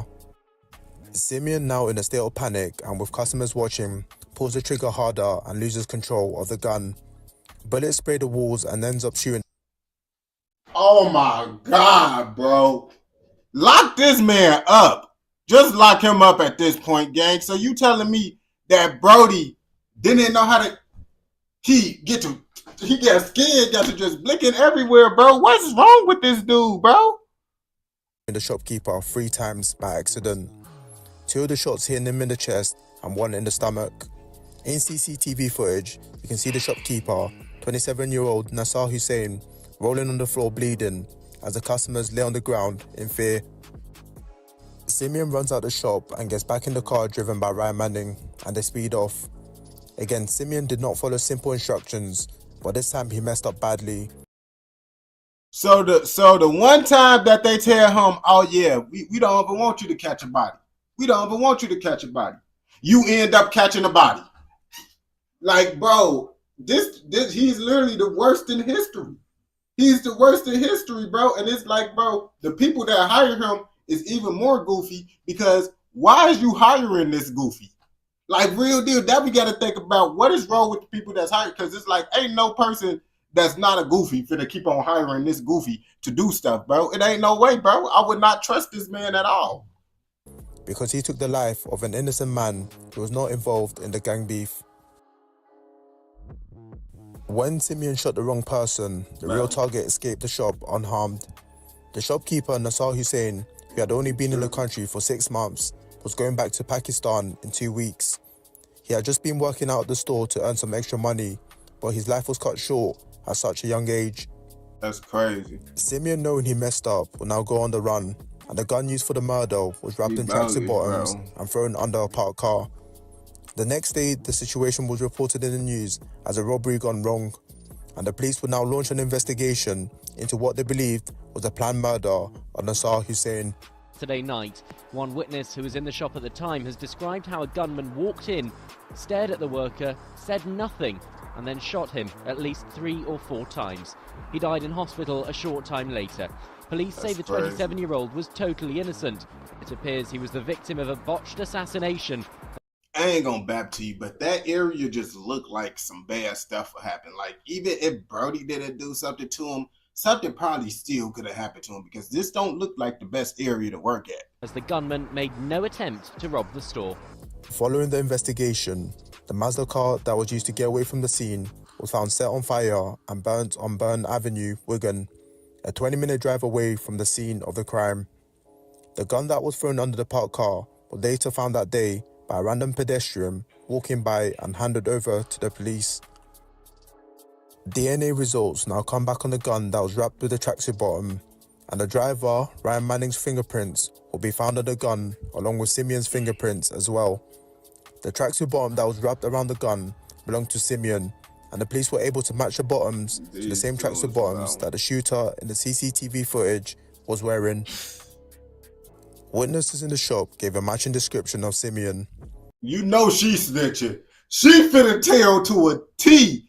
I ain't go back to you. You know she don't remember nothing, but she most definitely gonna remember that. And so both Simeon and Ryan will be arrested shortly after for murder. Simeon, whilst awaiting trial, started panicking and demanded £1 million from the bosses who hired him for him to stay silent. He later claimed he had... I told you. This why you don't do business with this type of dude, bro. He literally said, hey, bro, give me $1 million and I ain't gonna snitch on you. After you just failed every hit. And now you basically telling me that if I don't pay you more money than what I offered you to do the hits, you gonna snitch on me? I told y'all in the beginning, this is why it's not worth trying to, do this type of stuff, gang. It's not worth it at all. We don't condone nothing in this video. As you can see, it don't work out. Only become a hitman because he struggled to get a job, and the others set him up by giving him a gun that doesn't work. When the police asked who hired him, Simeon turned supergrass and snitched on every single person in the group and how they ran their business. In reference to Hafiz, he said, I'm doing this because he put me in a situation and left me out to dry, and I'm looking out for myself now. I have no loyalty to that guy. Simeon Henderson pled guilty to murder. Bro, he never had loyalty. He was stealing from the people that he was cool with. Then he started going with the other dude. Backdoor, bro, you was grimy to everyone you was around, bro. Real deal, bro, because I'm remembering. You was stealing from the other people, gang. That's why you was in debt, because you was out here stealing from people, bro. Arson and 2 other firearm charges before testifying against the group that he couldn't work in Target no more. He couldn't do nothing like that no more because he stole like $40,000, and then now they said you gotta give me 10 bands for what you stole, and he can't get that off of Target, gang. hired him as the hitman. He was sentenced to life in prison with a minimum term of 15 years, which was Still got reduced from life. 32 years because he turned super snitch and gave the police everything they needed. Gang. You see, child support. The whole root of all this was child support. I told y'all, bro, I think child support caused more harm than good. Mohammed Hafiz, said to be the main culprit, was jailed for life with a minimum term of 26 years. Arthur and Rafiq, who supplied the murder weapon, were jailed for life with a minimum term of 18 years. Yeah, everybody. Ryan Manning, the getaway driver, was convicted of manslaughter and was given 8 years. The driver got off cool, bro. The driver got off cool with a slight little 8. Afzal, who was caught separately with a weapon, was jailed for 7 years. With 7? Simeon They got a naming life. everyone in the group, arrest warrants were sent out trying to find the remaining suspects of the gang. A member called Gogo was arrested 2 years Bro, his head, bro, he looked like he from the planet Freezer. later, but police were unable to link him to the murder, so he was released with no further charges. He got However, off. to this day, Mohammed Safdar remains on the run, likely hiding in Pakistan. Muhammad said, no, I am not going to jail. Me go back to my home country. On game, folks went back to his home country on game. Simeon Henderson wasn't the sharpest tool in the shed, and it's safe to say his lust for money led him to do stupid things and ultimately led him to taking an innocent life.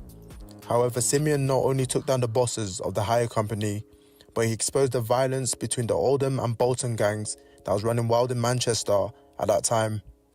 Dang, he snitched on the gangs, he snitched on the other people. So you snitched on the black people, the Arabs, and you still end up getting life. He still end up getting life. So it's like you did all that snitching for what? I mean, you eligible for parole at 15, but you probably would have been eligible for parole a little bit later, but you still was gonna get life regardless. So it's like, man, you did all that, and now you got to be in protective custody your entire 15 years, brother. Your entire 15. If you made it this far, it probably means you enjoy. I ain't gonna back to you, bro. We don't condone nothing in this educational informational documentary. Don't condone nothing at all in this educational documentary. If you watch this educational informational documentary all the way through, I know you're gonna like another educational informational documentary. So don't forget to like, comment, subscribe, turn on post notifications so you never miss out on any documentaries like this. And don't forget to follow the Twitch, osoavarice. Link will be inside the description.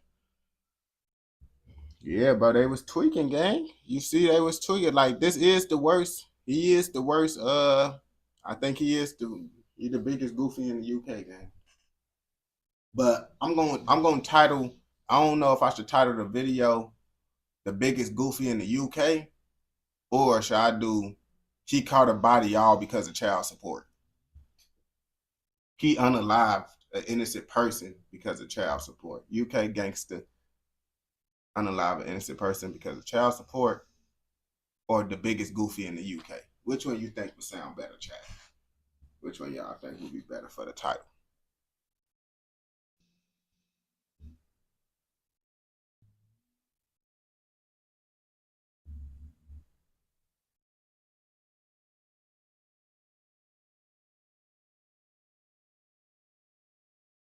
UK goofy unalive the civilian because of child support. On gang, bro, was tripping. I'm like, bro, why would, bro? But they bogus for even hiring, bro. Like, that's the whole problem right there, bro. You hiring a goofy. He's slow for his job. Yeah, man, don't hire people, bro. Don't be hiring people, bro. Lil Durk should have learned what happened to Brody. Lil Durk should have watched this. He would have probably thought differently then. He would have been like, oh man, folks just told him $1 million. So he ain't go. Hey, what's bro probably said the same thing to Lil Durk. What's Brody that snitched? Light skinned folks. Folks, I forgot his name, bro. He probably told Lil Durk, yeah, give me that $1 million, gang. I'm gonna tell on you, gang. Man, we supposed to be blood. You OTF, only the family. Yeah, all right. Yeah, I'm only the family, all right. Okay, you get put on that riot.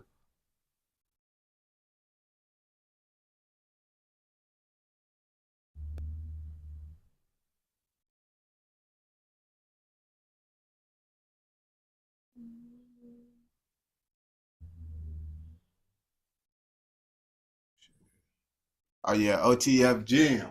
OTF Jam getting that jam heat.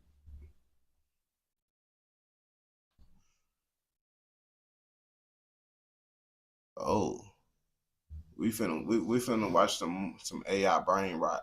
When I say AI brain rot, it's basically speaking on the 800 TJ situation, I believe. But the title is How G Kane Got Back in 24 Hours After Getting Backdoor for His Blick. I believe that's the 800 TJ situation. I don't know who G Kane is. But my analytics, the recommended said y'all might like this shit on game. Cause you see that other video that popped up on my feed, that the dude that crashing out in the UK. That's why I listen to my algorithm. My algorithm know what's best. My algorithm know what's best for y'all. Know what's best for the world, little nigga. On game. Never forget that the algorithm know best. Real deal.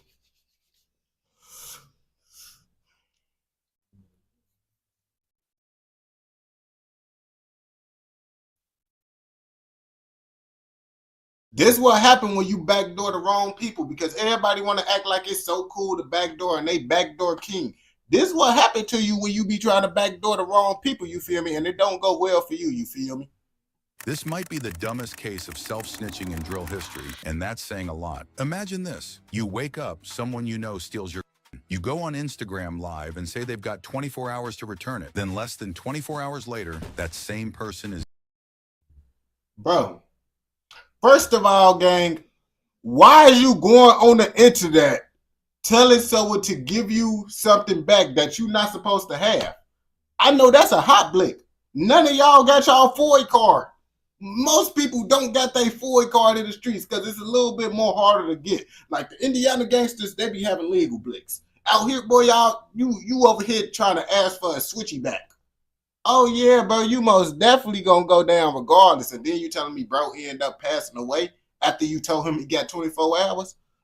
dead. And you're right back on live, basically admitting you did it. This isn't a movie. This is the real-life story of G. Kane and 800 TJ, a situation that shocked even the most hardened streets of Chicago. A gun stolen, a threat made, a life lost, and a man now sitting behind bars for a crime he basically admitted to on social media. But here's the real question. Was it worth it? Was a worth throwing your life away? By the end of this video, you'll see exactly how one moment of disrespect led to a lifetime of consequences. Let's get into it. First, let's understand who these guys are and what makes this story so shocking. G. Kane, also known as Mr. 24 Hours, is from G Street, 61st and Green in Chicago. He claims no love city and is connected with MCB. I'm from G Street, 61st and Green, but you know, I got ties on Emerald, with phone number off the 56 and Emerald, then, you know, but I'm from No Love City though, so this shit so big, you know, like you got my MCB brother be right smooth. Growing up wasn't easy for him. His dad was in and out of jail, leaving his mom to raise him and his siblings alone. Like many young men from Chicago,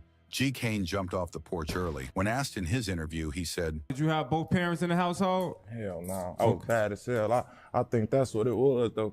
I ain't gonna bap to you. I feel like, nah, that's why they say most black people don't get their dad in their life. Cause I was gonna say, most people that I know didn't have their father in their life. Like they probably had a father figure in their life, but they actual father, nah, I ain't gonna bap to you, real deal. Like, and I know my pops. Like, it's just my mom and pops wasn't together and stuff. You feel me? Cause I ain't had both parents in the crib.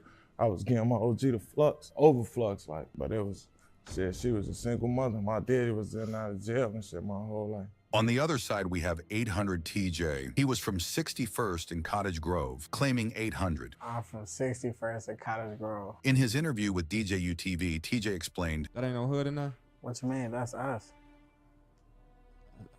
That's what I'm asking. That's 800. What you mean? That's 800? Yeah. TJ had his own troubled past. When asked about when he jumped off the porch, he said, So around what age for yourself, TJ, did you jump off the porch?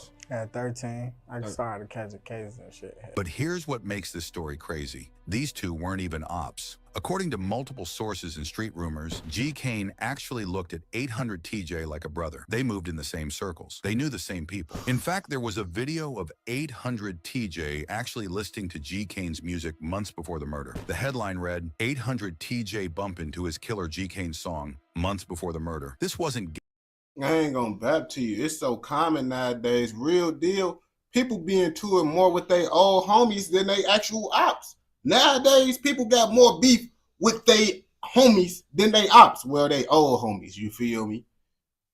gang against gang. This wasn't block against block. But on July 10th, 2024, everything changed. 800 TJ went on Instagram Live with a gun, but not just any gun. It was G. Kane's gun. So here's where things start to go left. 800 TJ would end up backdooring G. Kane for his gun after asking to let him hold it. And not only does he take it, Letting someone hold your blick is crazy. I ain't gonna bap to you. Anyone who say, yeah, let me see your blick, you trying to backdoor me? You trying to slime me out?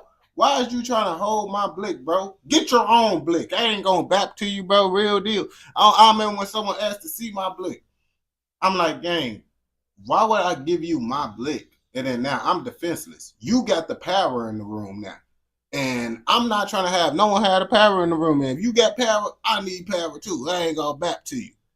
he goes on Instagram Live to show it off. He's flashing it showing everybody that he got G. Kane's pipe. And not only did he have it, he was bragging about taking it. In his last live, 800 TJ says, "Oh my son, I ain't steal shit. I ain't take shit from you, nigga. I was just on live on the same page, nigga. I was on live when I took your gun, nigga. On my son. Everybody know this. Whoever was just on my last live, nigga. I just took your shit on live, nigga. You a bitch. I ain't steal shit, nigga. I took it, nigga. What are you talking about?" Dang, he took it. I ain't gonna back to you, bro, but real deal, it ain't nothing you could do. If someone asks for your blick, if someone be like, "Oh yeah, bro, let me see your blick," and you hand it to him like a goofy game, guess what, bro? Now they upping it on you, bro, and now he taking your blick technically, but technically he ain't take your blick. He stole it because it's like the only reason you handed it to him because you thought he was cool. I'm assuming. Now I know you ain't gonna hand no one the blick, knowing that you ain't cool with him, right? Unless he John Wick you, took it out your hand and all that. But I don't think all that happened for real. You feel me? Yo, I tried to run back up and get your shit off and I popped the fuck out of you. I'm very sorry. This is where 650 Lil Mike comes into the story. He was friends with 800 TJ and was actually there when the gun was taken. According to Lil Mike. Man, look, yeah, I ain't gonna lie. We set that online, man. Look, hey, look, Kane guys know what's up with me. Man, we ain't steal shit. We took that shit, but folks took that shit to his face. And I pulled off. He watched me pull off. He hopped in the car with me and we pulled off. Kane out of line. So he instantly like jumped on live where y'all put off, cause it seemed like he was on live while he was taking that. Oh, yeah, okay, cause we ain't know about it until he jumped on live after the situation. I seen that put in this video. I still got that video, man. He was on live as he was taking that. He ran what a off while he video. was on live, man. Kane started chasing him. He told his ass. He pointed that out and told his ass, "Get back." No, I ain't gonna lie, fool. In Chicago street. Nah, that ain't like taking it though. You said he ran off with it or whatever, and then he ran after him. He upped it and told him to get back. Nah, he kind of stole it. You feel me? Then he just upped his own blick on him. At that point, he can't do nothing. Street culture, taking someone's gun is the ultimate disrespect. But what happened next shows he wasn't cool with it at all. After seeing his gun on 800 TJ's live, G. Kane immediately got on Instagram live himself. His face was serious. He was pacing. And he made a chilling promise that would later become his new street name. He wasn't just talking, he was showing other guns. I was one of y'all that's gonna die on my son. Stop trying to play crib games on my son. Y'all keep trying to play house games. You niggas just keep trying to play crib games. I'm outside on Mac. Get up with me on J.O. Greg. Get up with me. I'm outside, gang. On Money Soul. I'm on 95th right now. Like, get up with me. On time, let's do it. Like, what the fuck on J.O. You niggas bitches. Y'all wanna go post and shit on Instagram. Making like y'all. Man, y'all ass stole it on Mac, nigga. Y'all ain't do nothing gangster to me, nigga. Consequence. I'm gonna hit one of their ass with this. I just lost my switch. I'm gonna hit their ass with this Nick on Mac. In the same live, you can hear him say, "I just lost my switch. I'm gonna hit they ass with this." He was making it crystal clear. He said with that Nick. 800 TJ had 24 to 48 hours to return his gun or he was going to die. In this same live, G. Kane says, "On my dead brother, just drop a pan, though TJ, you want to talk. I just told y'all what's going on, and y'all ass got scared." I ain't gonna bap to you, bro. All this internet, bro, people be wanting internet validation. That's why they end up in jail. There's no reason why you should even be going on live knowing you actually gonna catch a hat. Mac Grave, 48 hours, like I said, though. Watch this on my Dale brother. Just drop a pen, though, TJ. You want to talk on Mac. I just told y'all what's going on, and y'all ass got scared. Shut your bitch ass up. It's not like that. Dang, he sliding to that Lil Jeff. He got the Lil Jeff in the background, bro. He tweaking.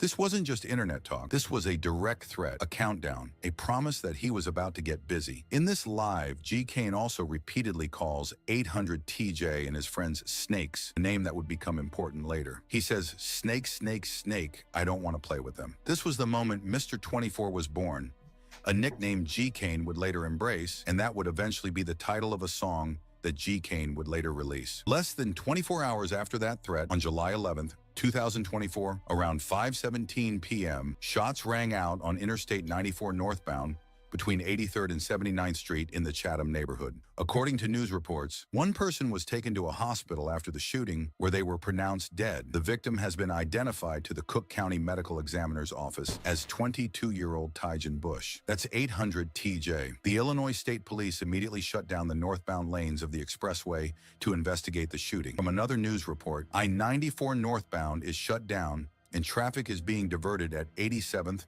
as police and first responders work the scene. But by then, it was too late for 800 TJ. Remember that 24-hour deadline? G. Kane made good on his threat, almost to the minute. The streets immediately knew what happened. The timeline was too perfect. The threat and then the execution, less than 24 hours apart. But the story doesn't end there. In fact, the worst mistake was yet to come. Instead of laying low after the murder, G. Kane did the exact opposite. He got back on Instagram Live, basically celebrating 800 TJ's death. He wasn't directly saying I did it, but anyone watching knew exactly what he was implying. In these lives, he started calling himself Mr. 24, a direct reference to the 24-hour deadline he gave 800 TJ before he was killed. I told y'all, 24 hours. Call him, ask him what happened, what's wrong with him. Check on him. Check on that man. Check on that man, man. On Tay Grave. Fuck. I don't play with niggas on my. Let me put my shades on. I'm feeling myself. My body, I'm up 60, that's on rolling. Bro, I ain't gonna pap to you. They be so happy they just caught a hat. Like, is you happy that you finna go to jail too, bro? One live after 800 TJ's death, G. Kane is seen saying, Hell yeah, I got my gun back. Y'all know I got my fucking gun. They gave me my strap back, Snake. He also continues with the snake references, saying, Snake we get through this shit. In his Instagram lives after 800 TJ's death, G. Kane also mocks 800 by saying, Big 800 shit. Big 800 shit. Big 800 shit, nigga. Big 800 shit. In his interview with DJU-TV months later, he tried to explain it away. Everybody blowing your DM down, you know what I'm saying? I'm sure they was like, you know, insinuating, you know. Yeah. How did you feel about that? It was on some shit like, I'm like, I'm a rapper, right? Right, I'm like, fuck it. Bro, they sucking, they all in the DM, they ass tweaking, saying this and that. I'm finna just tweak off for it, run with it, capitalize off for it, you know, cause it's like, fucking shit. You know, like, I ain't had nothing to do with the shit. You see what I'm saying? Like, I ain't had nothing to do with none of the shit that happened to Fool. I don't even know what happened to Fool type of shit, you feel? But it's like, shit, fucking shit. They on my dick now. Fucking, I'm finna just tweak out this shit now and just make music, shit. Right. But if you watch the lives after 800 TJ's death, This about someone that got G. Kane was backdoored. taking credit for what happened. He And was then boasting, slid. he was celebrating, and most importantly, he was creating evidence against himself. Meanwhile, 650 Lil Mike, who was close with 800 TJ, also has his own perspective on what happened. In an interview, he explained, He gone for that shit. That shit weird as hell, folks. Kane didn't do to my dog. But then Lil Mike experienced his own tragedy. Shortly after 800 TJ's death, he was ambushed on 87th Street. Lil Mike was shot in the eye, tweaking. his girlfriend was killed, and his two younger siblings witnessed the whole thing. At least they didn't unalive the kids, because I ain't gonna bap. They would have unalived the kids. I would have been like, oh yeah, that's goofy behavior. But with the female stuff, it's like females gotta understand.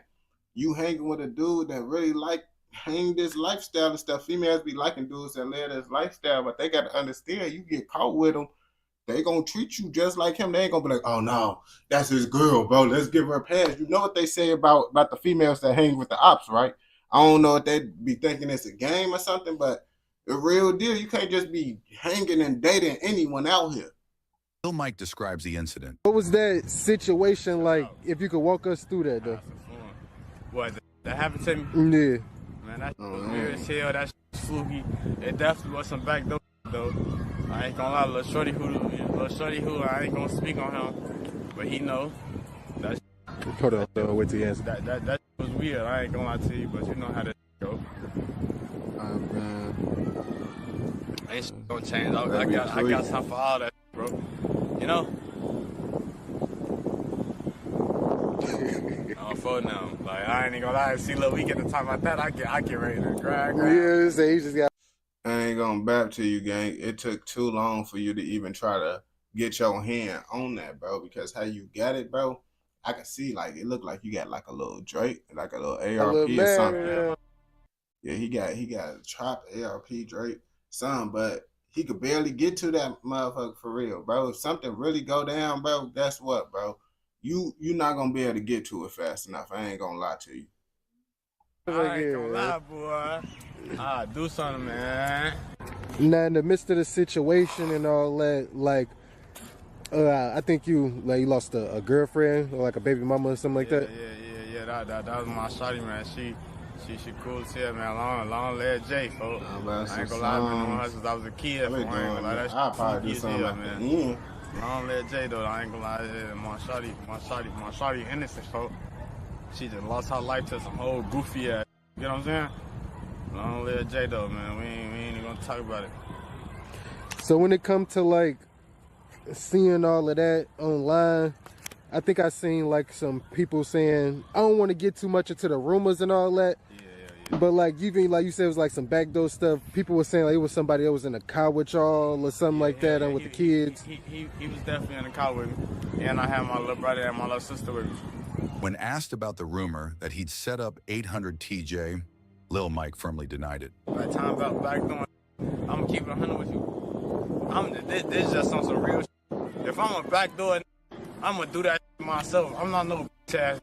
I don't gotta call no other to come shoot at me while I'm like shoot at him and potentially risk your life too, basically. Gotta hell, that don't even make sense, bro. That's why like I don't even. I ain't gonna lie, that would be goofy stuff for you. Like, bro, why would I ever backdoor someone and I gotta be around the person while we backdooring them so I could potentially get blicked down with them? Waste my time talking about this. The streets were talking, revenge was happening, and the cycle of violence continued. For months, G. Kane thought he'd gotten away with it. He was making music, doing interviews like the one with DJ UTV, and living his life. When asked about the situation in his DJ UTV interview, G. Kane tried to play it cool, but was acting nervous. The gun that he took belonged to this man that's sitting in front of us right now, G. Kane. We talked to 650 Lil Mike about this. That was TJ friend. He said he the one that told TJ to do it and do it on live. Hey, okay. That's what Lil Mike told us. So how did that situation happen, you know, from your perspective, bro? When he took the gun?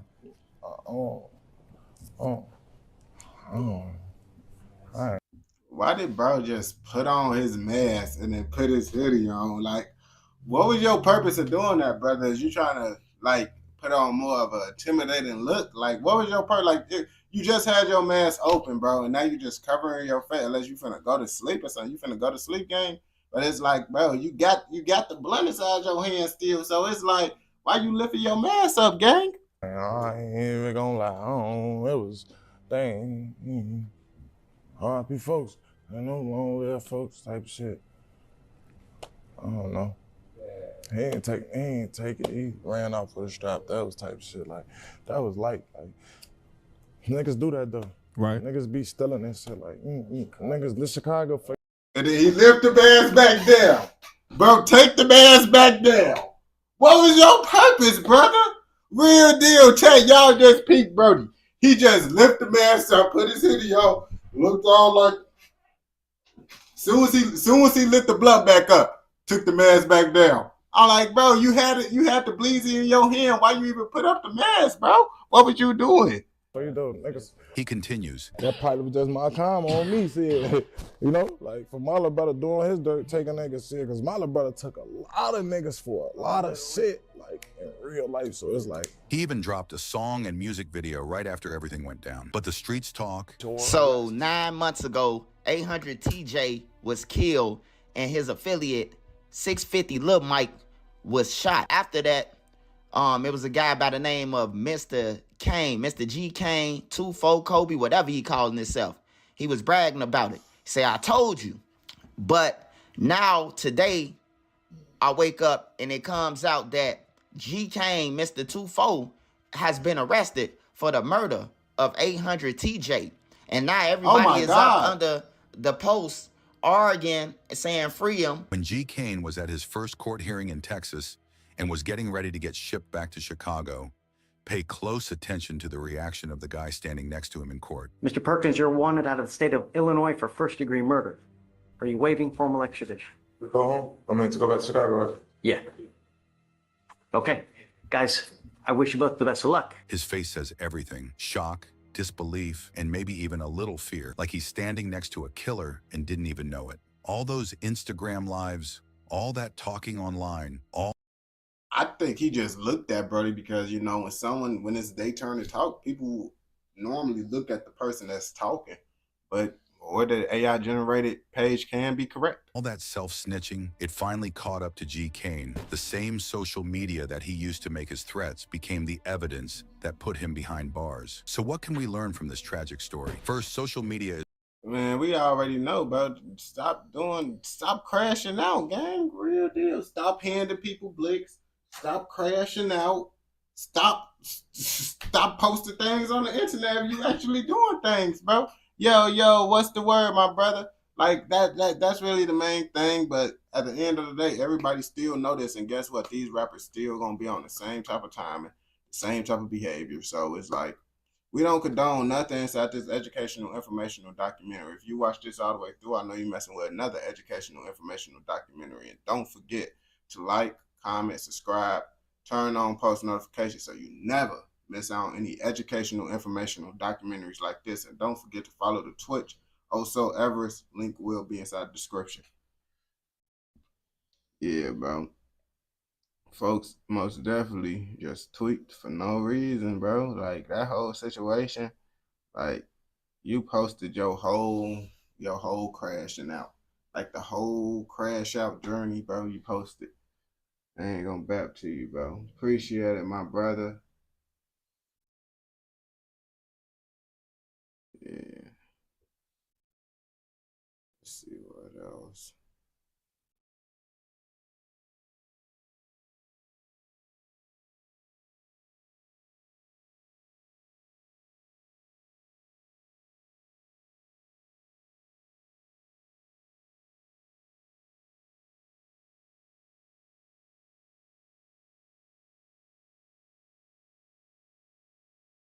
I was some place called in always.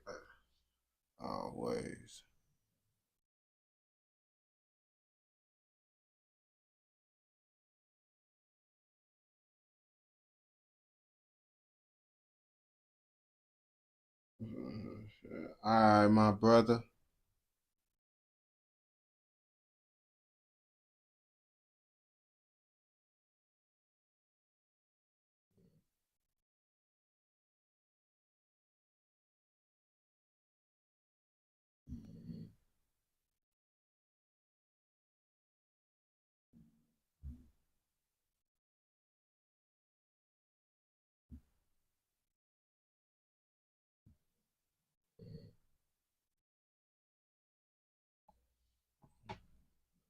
Let's see. What should I?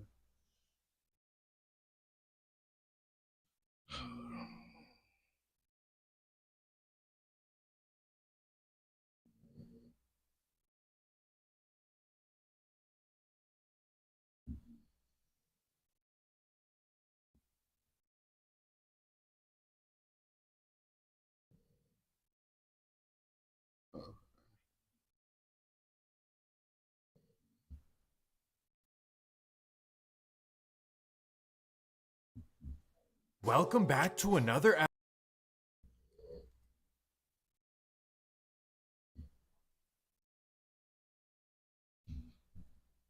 Y'all only be knowing about GDs and BDs. I ain't gonna bap to you. No one don't never talk about the stones. Y'all don't even know that Herb and them is some stones. And they cool with GDs. Lots of things y'all just don't know about. But today we finna take a deep dive into the real Chicago history. Not none of this Chicago rapper stuff, where all this stuff come from. Cause y'all don't know where it come from. Y'all just hear people talking about it. Welcome back to another episode of Swamp Stories. For this episode, we cover some very influential Chicago history. But before we get into it, make sure to leave a like and subscribe if you're new. You can also follow the Instagram page as well. Oh, and one last thing. I am a one-man crew, so if you can write, research, or edit and are looking for a side job, please hit me up on outside Chicago. The neighborhood stretches from East 60th to 67th on the south and between. That's crazy, bro. Because it's close to by my house. Laura Bia the hospital right here. I literally went to Laura Bia for most of my life. I ain't gonna back to you. That's a children's hospital. I was going there up until I turned 18. Because I lived over on 76 and South Shore, and I stayed on Commercial. I really stayed lots of places far over east. Between MLK and South Stony on the east. But for this video, we start off way before it was called MLK Drive. In the 1940s, Woodlawn was considered a prestigious area. The neighborhood was filled with beautiful 3-story homes. In fact, one of the nation's top universities is located right in the heart of Woodlawn. Needless to say, Woodlawn was a very exclusive community, even by law. Only citizens of white descent could live in Woodlawn since the very start. My grandpa was telling me how they used the E-ways and stuff to divide certain areas in the hood, but I ain't gonna back to you. That's why I be trying to tell people, bro. People be talking about, oh yeah, the burbs, this, that, and the third. Y'all don't even understand. The city, the hood, they got some nice houses out there because really, like he said, some of these areas back in the day, before we was even a thought of, was literally nice areas, bro. So all them old houses, still nice houses, it's just people gangbanging up in them now, you feel me?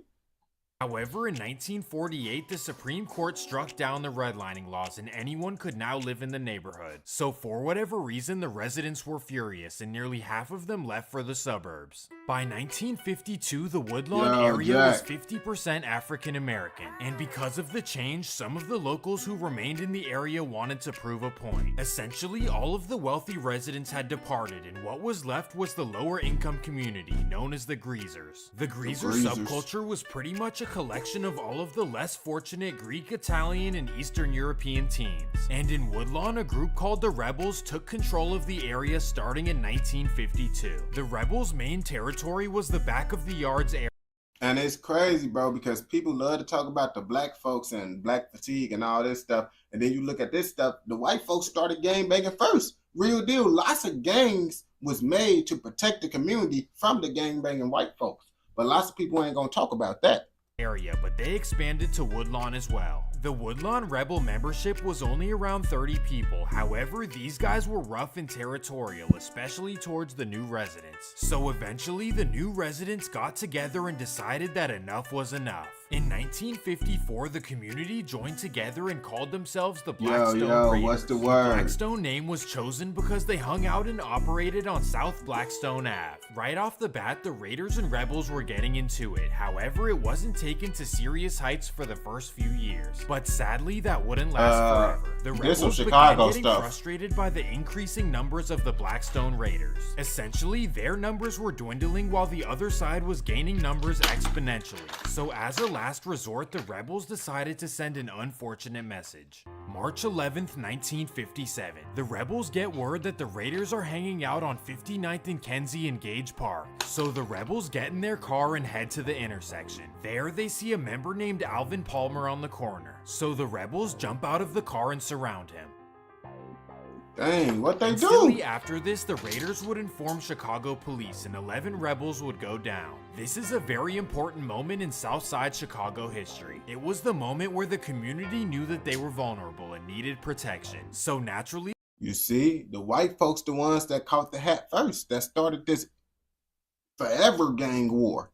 Some leaders would step up to the plate, and that takes us back 2 years. In 1955, 2 new families moved to Woodlawn. First, the wealthy Hairston family bought a large 3-story house in Woodlawn. This was a professional family that owned various houses all over the city. And that same year, another family moved in just a few blocks down. That would be the Fort family from the small town of Aberdeen, Mississippi. This family was not so wealthy and definitely had a much different reputation. However, despite their differences, the Fort and Hairston families became the best of friends. Well, both families coincidentally had sons of the same age, Jeff Fort and Eugene Hairston, both of which were natural leaders. Well, after the passing of their classmate Alvin Palmer, they both wanted to step up to the plate. And here's how it played out. Because Jeff Fort lived on South Blackstone, he naturally joined the Blackstone Raiders and started leading them in 1957.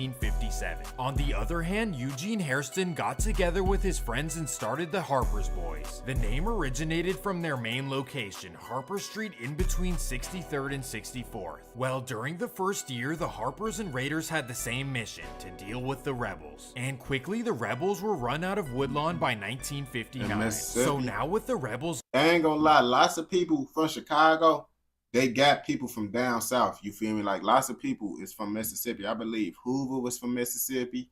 David Barksdale from Mississippi. I ain't gonna lie. My uncle, I got family in Mississippi, Arkansas. That's why Chicago motherfuckers, we kind of got like a southern Midwestern accent. Like it's a mixture of both types. Gone, it became a competition between the Raiders and Harpers, who was the most powerful in Woodlawn.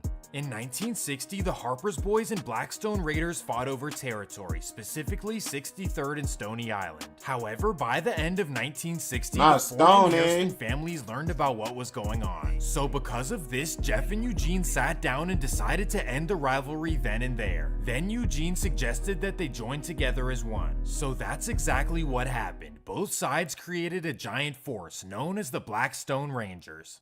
The name was chosen by Jeff, and Eugene was upset because he wanted the Harpers to be incorporated as well. So as a compromise, Eugene became the official leader of the Blackstone Rangers. Together, Jeff and Eugene had the mission of spreading the Blackstone Rangers everywhere. Their plan was to recruit young members, preferably under 17. This way, if they got caught, they wouldn't face serious time. You see, I ain't gonna back to you. When I got older, like when I was coming up in school, like my grandma always used to tell me about that, but I used to be like, Grandma, they ain't doing that no more like how you think it is. Like coming up, like I was born in 2002. They wasn't like really recruiting and stuff like that like how it was in my grandma times. I'm pretty sure they still was, but not like this.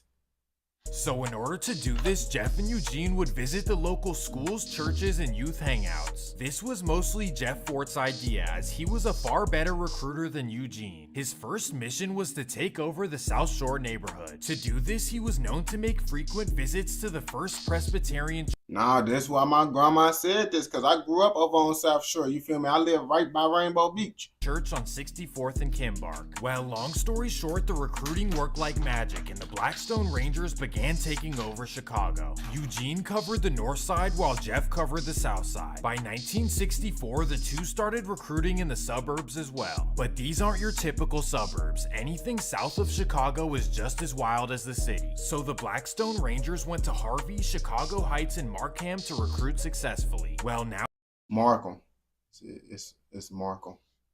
Now it's 1966 and the Blackstone Rangers are active in every part of Chicago. So you might be wondering how they made money, and this isn't your usual story. Jeff Fort was very close with the old mafia bosses in Chicago, and he used their old tactics. Essentially, he taxed everyone who was making money in Southside Chicago. To do this, he would approach a local business and ask them for a monthly fee, and if they refused, bad things would come their way. Everyone was afraid of Jeff Fort, so they all paid his simple tax. This is how he took over Southside Chicago in the early 1960s. Well, in 1966, he decided 1960 sound like ancient time. To me, that sound like ancient time, but I ain't gonna back to you. In a couple years, people gonna hit 2002 and be like, bro, that's far. You unk them. to rename the Blackstone Rangers to the Black Pea Stones. The P represented peace, prosperity, people, and power. However, peace wasn't exactly what the Black Pea Stones were all about. Let me explain. In 1966, the Black Disciples and Black Pea Stones started bumping heads. The Black Disciples were led by a man named David Barksdale, also known as King David, and this guy was just as wild as Jeff Fort. King David. The rivalry resulted in members falling on both sides. It got so bad that Chicago police started a unit dedicated to the BDs versus the Black Pea Stones. Essentially, the mayor wanted to arrest his way out of the problem. However, at the same time, the president had a completely different idea. Listen to this. While Chicago police were trying to take down the Stones and Disciples, President Lyndon B. Johnson gave them $1 million. I know this doesn't sound real, but check this out. In 1967, President Johnson started the Government Office of Equal Opportunity. The idea was to funnel millions of dollars into America's worst neighborhood.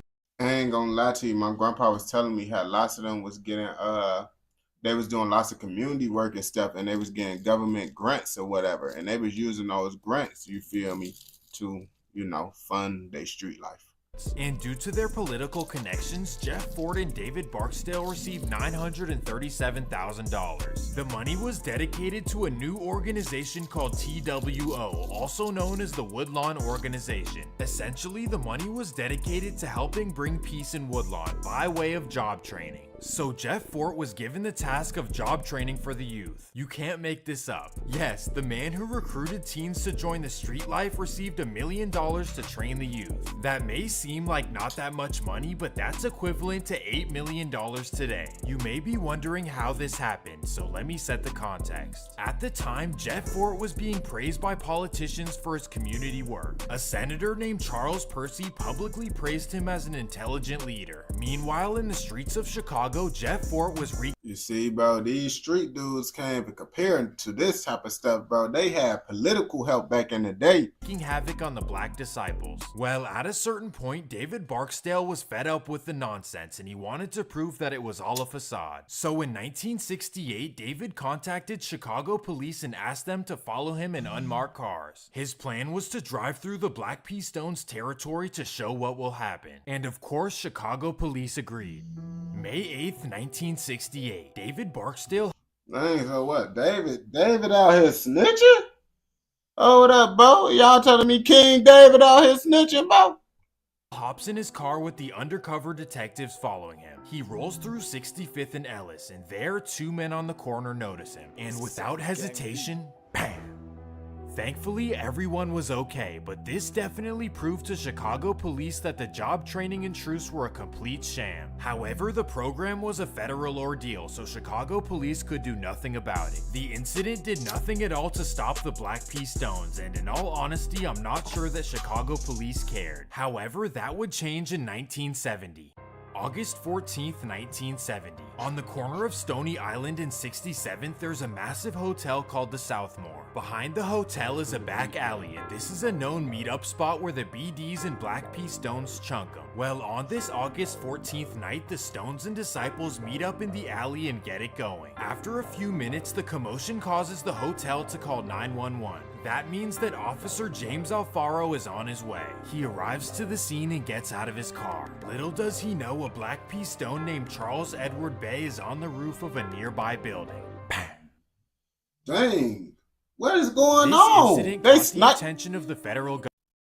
bro. Y'all unaliving police. Now they gonna start to kill. They didn't kill that y'all was unaliving each other, but now you unaliving the police. Oh yeah, your whole operation going down. And they started looking into Jeff Fort. But oddly enough, Jeff Fort was invited to Richard Nixon's 1970 inauguration. That's how tied in he was to the political world. Meanwhile, the FBI were investigating his every move. They were tracking his calls, having spies take pictures, and following his bank accounts. However, they couldn't get him for anything. He talked in codes and never discussed Chicago street activities on the phone. So instead, they would try to get him for something else. And that takes us to 1972. After a year-long investigation, Jeff Fort was arrested for misusing federal funds. The feds alleged that he was pocketing money and that the job training was a complete sham. However, it is important to hear out both sides. The Jeff Fort side says that there was no theft, rather he just wasn't educated on how to manage payrolls. Therefore, mistakes were made on accident, and that's why he kept some of the money. On top of this, his lawyers showed that Jeff only got his hands on 30% of the money. Either way, Fed cases are hard to beat, and Jeff Fort received 5 years. This 4-year stint was very important for Jeff's trajectory. During this time, he learned about a new religion and ended up converting to Islam. So in 1974, he changed his name to I ain't gonna back to you. Lots of people say, oh yeah, people just be converting just for the trend. But then y'all gotta remember too, lots of people don't know nothing but one religion until they get around another religion. Lots of times they ain't gonna be around another religion where they actually gonna hear them out until they in prison. You feel me? And that's why they end up converting. Malik Abdul Kaba, but to keep things simple, I'll continue to call him Jeff Fort. Anyways, after his release in 1976, Jeff was a changed man. He moved to Milwaukee to join the Moorish Science Temple. Well, after 2 years in Milwaukee, Jeff Fort missed his old life. So he moved back to Chicago to lead the Black P. Stones once again. Except this time, he wanted to change the name to El Rukin, meaning cornerstones in Arabic. Well, everyone in the Black P. Stones didn't take well to this change. In fact, the vast majority rejected it. So this is when they split apart into two sides. The Black P Stones led by Eugene Hairston and the L Ruckins led by Jeff Fort. The L Ruckins had very strict rules. Firstly, members could not drink, smoke, eat pork, or even use foul language. Jeff also wanted his members to learn Arabic as well, but this wasn't a rule. So you would expect this organization to be devout and dedicated to a new way of life. But unfortunately, that wasn't necessarily the case. I ain't gonna lie, I would have left too, because it ain't no way you just finna tell me, oh yeah, I'm just finna have to change my whole religion because you went to jail and someone convinced you to change your religion.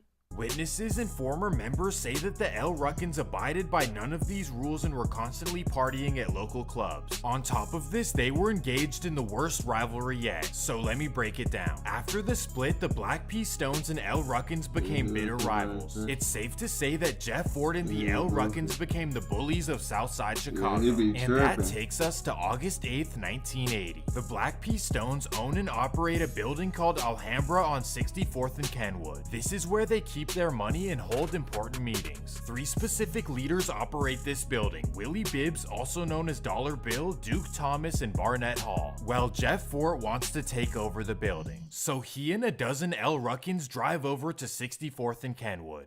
Jeff knocks hard on the door until the Stones come down. He then demands they hand over everything in their possession and allow him to take over the building. So the L Ruckins run inside the building and steal. That's crazy, bro. How can y'all be out here talking about y'all religious people and then y'all out here doing these type of behavior? Like at this point, bro, y'all need to get rid of saying all that, oh yeah, I'm this, I'm that, until y'all done with that street life. Everything, including 15,000 cash from Duke Thomas and Barnett Hall. This became a common theme, the L Ruckins bullying everyone in Southside Chicago. And Jeff Fort kept sending messages to the Black P Stones in 1981. June 15th, 1981. Jeff Fort sends 17-year-old Earl Hawkins to take out Dollar Bill. So Earl Hawkins drives to the Fountainhead Lounge on East 43rd. He gets out of his car, walks in, and right there is Dollar Bill. So without hesitation, bam!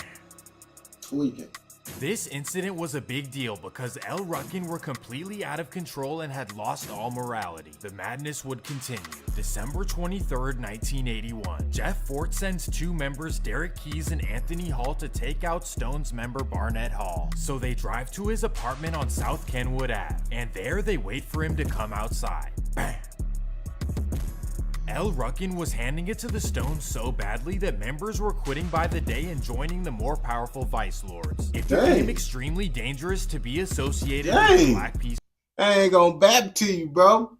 He got them changing gangs, bro. You know he put in BTA. Stones. So essentially, the 1980s were the downfall of the Black P Stones. The major reason why L Ruckin was so dominant is because of how Jeff Fort was running them. He was an expert at intimidation and working with jurors, judges, and politicians to get his way. On the other hand, Eugene Hairston operated the Stones like a regular street organization. So because of this, the L Ruckins could do 10 things and never be convicted. But if the Stones got caught for the smallest thing, they would face serious time. However, this trend would reverse when Jeff Fort I ain't gonna back to you. This why y'all need to have, like, everybody be trying to be like, oh yeah, only thing I need to know about streets.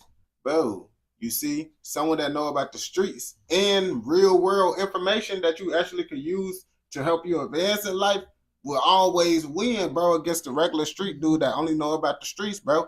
Education is key to winning in life. Stepped out of the Chicago lane.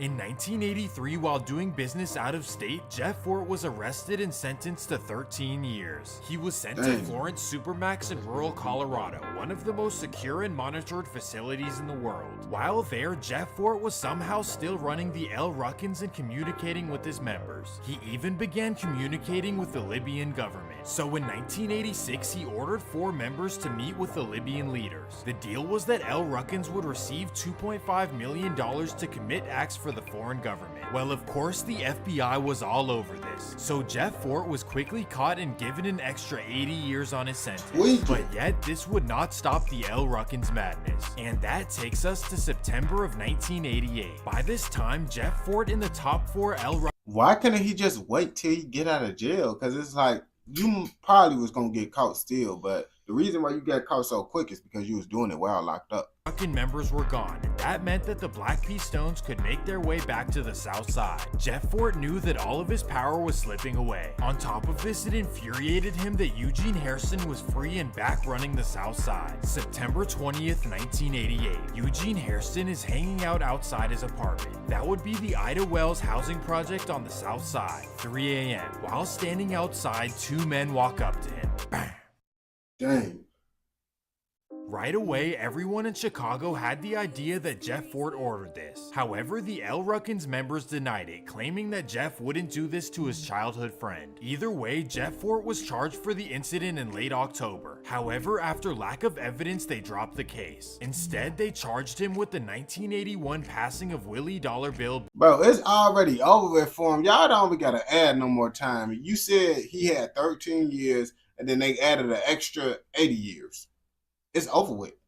He's over with. Y'all didn't have to add no more time. Bibs. So because of this, he was given an extra 75 years on top of now it. He cooked. This was officially the end of El Ruckin and Jeff Fort. They were simply too wild and destructive for their own good, and it ended up being their downfall. To this day, some people still see Jeff Fort as a positive hero of the community. This is crazy to me, but I'm always open to hearing both sides. Every story has two sides, and we often... I mean, the one that's probably having a good story is the people that benefited off of him. You feel me? People that had the good stories is the ones that benefit off of him. The ones that got the bad stories is the ones that ain't benefit off of them. That's all it really is to it. You feel me? But as an outsider looking in, bro, I think he caused more damage than good. You feel me? That's all I'm saying. We don't condone nothing except this educational, informational documentary. If you watch this all the way through, I know you messing with another one. So don't forget to like, comment, subscribe, turn on post notifications so you never miss out on any educational, informational documentaries like this. And don't forget to follow the Twitch, osoavarice. Link will be inside the description. I gotta dump this ashtray.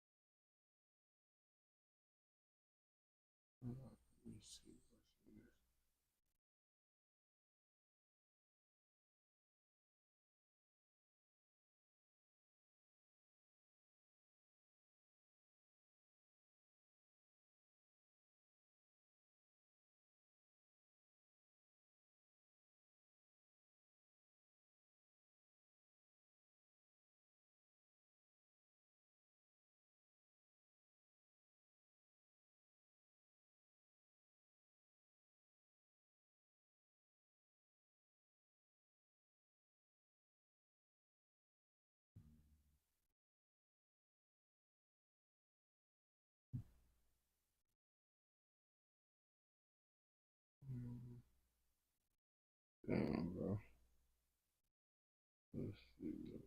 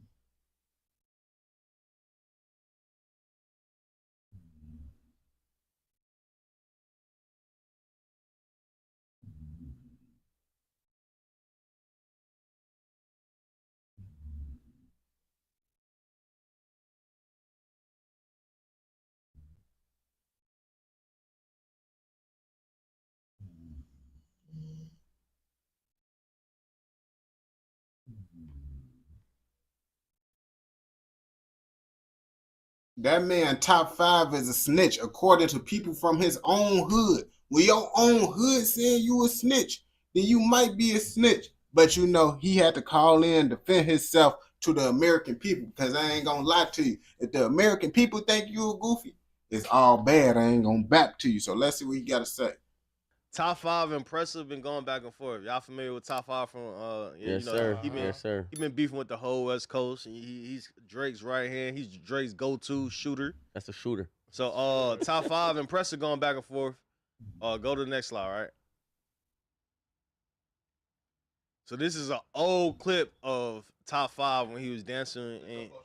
Wait, that with the bra? Yeah. Never. This is him trolling. This is when he was younger and shit, right? Dancing with a bra on is pretty diabolical. Right? If I say so myself, top 5, bro, if you out here dancing with a bra on, bro, that's bogus. But at the same time, lots of these rappers do got some giggly puff things going on when they pull up them old videos. So Presser just went on there and posted this video of Top 5 with the bra, and he called him a rat. He said, "These guys get robbed in my city for all the jewelry, and they pay blogs to delete it and double." He said, "Ye did it first." Oh no, that was another. But damn, Top 5 calling.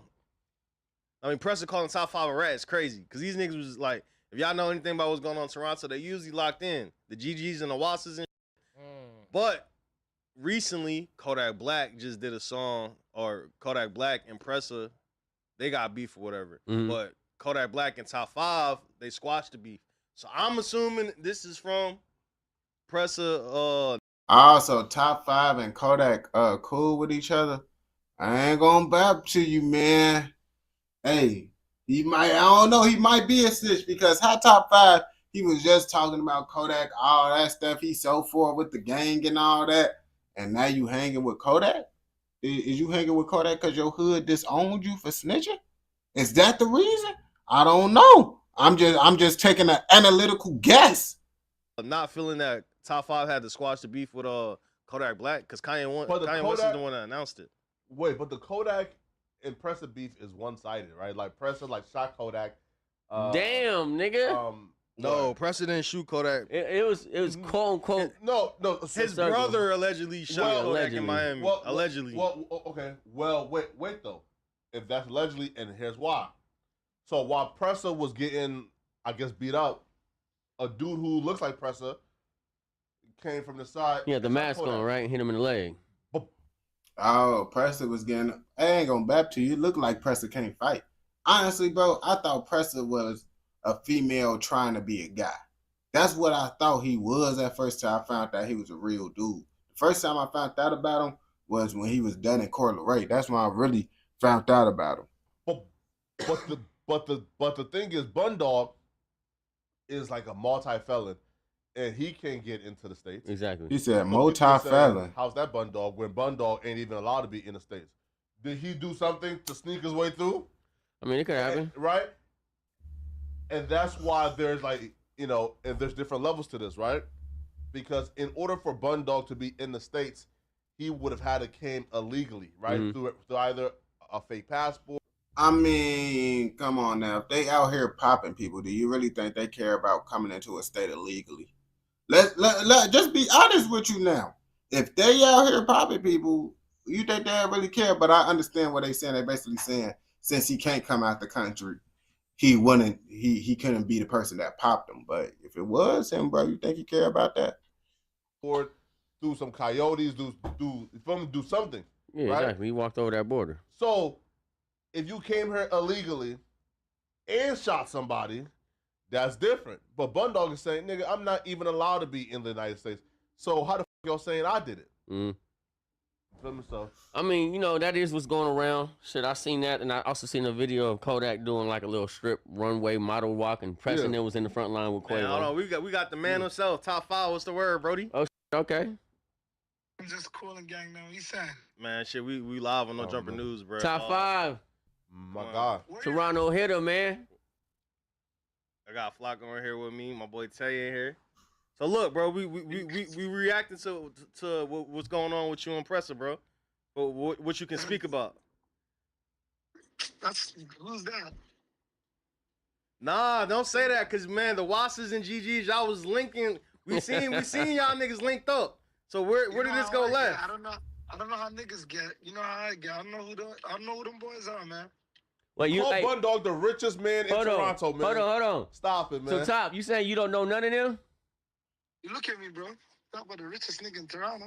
Bro, you called Bundog that, remember? Like during the interview with that lady, man. Hold on. So this that guy right here, right? The Toronto, you know what I'm saying? I ain't gonna back to you, bro. I think top 5 might be the richest Toronto gangster. He ain't the richest person in Toronto, but I know he most definitely probably the richest Toronto gangster, bro, for sure. He Drake top shooter, gang. Grim Reaper. You don't know none of them guys. I already did a video on him. That just ain't go up. In the streets, I don't know. Them niggas are trying to make records. I ain't trying to make a hit record, man. You trying to make a hat? You want a hat? Bro, you ain't trying to make a hit record because you can't, bro. Your music is trash, gang. Like, who is really listening to top 5? If you out here listening to top 5, bro, you bogus, bro. You bun dog. I went platinum in the streets. I'll tell you about top 5, my dog. I'll tell you. Anywhere from north, west, south, east. I'll tell you about the president. Okay. President of Toronto? I mean, Flaggo, what you just say? He said though. y'all ain't got no type of relations. It's all. They music. So you saying they industry and you in the streets? I'm bigger than them, right? Man, now we gotta see Toronto come together, man. We thought the Wassas and GGs was lost. Dang, so he basically saying he more gangster than them and he got more moisture than them inside the industry. I know that. I know it must hurt to be them right now. Man, we was outside all night last night. Drizzy, Central C, concert, everything outside. Yeah. Oh man, I ain't gonna back to you. You know it's scary, bro. It's a scary sight when the 2 biggest shooters link up. Top 5 and Central C. The biggest UK shooter and the biggest Toronto shooter linked up, bro. Y'all just need to stay safe, man. Where they at? Were they by y'all? Who? Presser. They say he was front row at the show. That nigga ain't come back to the city in a long time. He comes once. That nigga comes. I'm not even lying, bro. That nigga comes like once a week every year. You will never see that guy chilling in Toronto. He's scared. Hey, so hey, you and Kodak got a song on the way? Cause we seen Kanye West. That's my dog. Kodak, my dog. How y'all? Who ended up putting y'all in tune? Cause we seen Kanye West make the tweet. But I ain't gonna back to you. You literally said if you was there, you would have unalived Kodak. I can't be cool with someone that said they would have unalived me if they was there. Kanye put y'all on the line, or who worked that out? Yeah. My dog, he ain't put that together. Word. Oh. Now, let me ask you a question though. What up? Have you ever seen any street nigga ever say, "Hey, this guy's a gangster"? Like, I'm not talking about me. I'm talking about the guy that you named. You talking about Presser? No. The nigga threw bleach on a fucking girl in the closet. Niggas trying to do R. Kelly trapped in the closet. You didn't read about that? Dang. What happened? I seen a lot of with Presser. They said a nigga had a nigga in the trunk before. I heard Presser had 2 dudes do some stuff that a man shouldn't want 2 dudes to do. That's what I also heard about Presser too. Was that Presser? Or that was another one of y'all freaky Canadians? Who was it? Because I think it was Presser. Because if it was Presser, it's just looking bad for him for sure. You know, him and Kodak got the shit in Miami that people be talking about. It's a whole bunch. From what I see, they be saying Presser a gangster. I thought you and Presser ran Toronto. Man, Presser a bitch, man. Oh, Just like that. Just like that. I'm not even here to try to talk you. That Yeah. nigga a bitch, man. That nigga ain't hard but fly. Yeah, I bet you heard of me. Cause his brother be the nigga that's faced up all the time. I heard he one of them ones too. That's the first nigga with that. I ain't gonna say this, but he's the first nigga with a mask with no hats. I don't know how. I don't know. He said folks wearing the mask, he don't even get a hat. Oh my gosh, but that's common. Lots of people wear ski masks now and they don't be having no blick up on them. Like, how you don't got no blick up on you and you wearing the ski mask, bro? I don't know how the industry plays these games. Like, the last time I knew, you put on a mask when you have hats and and all this type of shit. That nigga be ski masked up every time. I've never seen him without the ski mask, so I just assumed that had to be the killer. No. Hey, listen, man. Everyone, do your research. Let me ask you a question. Why you do a crazy story like 6-7 months ago? You're fucking nuts. You did some crazy story. You're nuts, bro. I'll be real, bro. Everyone, listen. Anyone, about 3 niggas, whoever this top 5 brother died. I don't know how they died. I don't even know nothing about that. I don't know how they died, my nigga. Hey, top 5 outside. Wait, listen. I'm serious, bro. Some dickhead did like a Snapchat video, bro. A week later, he died. Nigga, how? I don't know.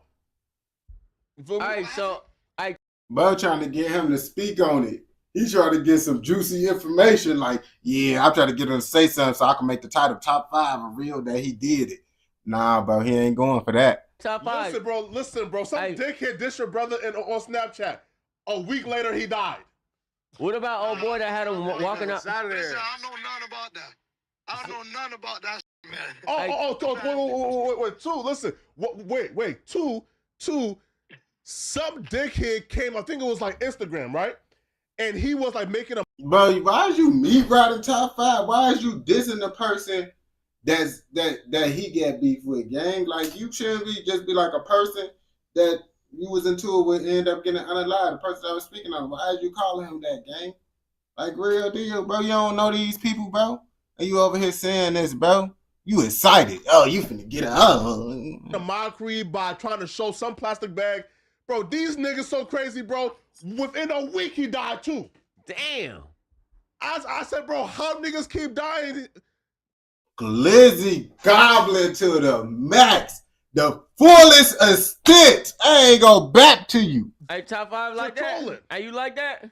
Nigga, listen, bro. I ain't like that, man. I'm a good nigga. No, I'm saying, hey, but look, hey, so what? I didn't even know the nigga put a shop at what bag? I didn't even know the nigga put a bag on his head. Man, stop, bro. You know he put that bag on his head, man. Cut it out, man. Feel me? No. Hey, top. Police work. This is police work right here. You trying to get this man to sit. You see the no jumper views is getting down or something. What's going on? Why you trying this hard to get Birdie to snitch? Top 5 out here catching hats, good. Nah, the only hat I got is this Chromar hat, man. That part, man. Shout out to you, man. Right. Shit, we still coming to Toronto, so I'm gonna hit you. Man, you come to the block, I show you the real nigga. We gonna see. I'm gonna pop out. We gonna pop out. Yo, listen, man. That's what I'm Niggas saying. are bitch ass niggas in Toronto, man. Let me tell you, Flacco. Yeah. Flacco. Yo. Tell them niggas keep doing their homework, do their research about me, man. Everything's fake. Yeah. Just do your research about me in Toronto. But I heard Bun don't shoot niggas though. Right? What, NBA 2K? Nah, the Kodak. Bro, this man is police, gang. He's most definitely a federal agent for sure. You see, they're trying to get top 5 off the phone since they see he ain't trying to snitch on himself. If they ain't trying to lock a black man up, he not even black, man. He like Indian or something, bro. What's he is? No, not Indian. Man, I forget what that's called, bro. I don't know that. Oh man. Okay. Hey, top 5 outside, man. Hey, come on, man. I'm gonna hit your line though, bro. That was the Grim Reaper. All right, what's up? Love, Brody. On me. Hey, niggas on the boat, letting them go. Yeah, man. Come on, man. Nah, hey, bro. Start top 5, man. Feel me, man. Top 5. Hey, top 5, impressive, Demon. man. Hit me up. Hey, you know that shit crazy. I wonder how Drake feel about top 5. Man, yeah, y'all over here trying to get that man to snitch, bro. Y'all got off the phone with him, bro, because he wasn't telling on himself. It's crazy. Y'all see they out here doing the police work. They might get a little police cut. You feel me? Every rapper they get to snitch on themselves, bro. Police cut. Give them a cut. I don't know. Is that how it be? I don't know. You feel me? We don't condone nothing. This educational, informational documentary. If you watch this all the way through, I know you messing with another one. Don't forget to like, comment, subscribe, turn on post notifications so you never miss out on any educational, informational documentaries like this. And don't forget to follow the Twitch. Osoavarice link will be inside the description. On game.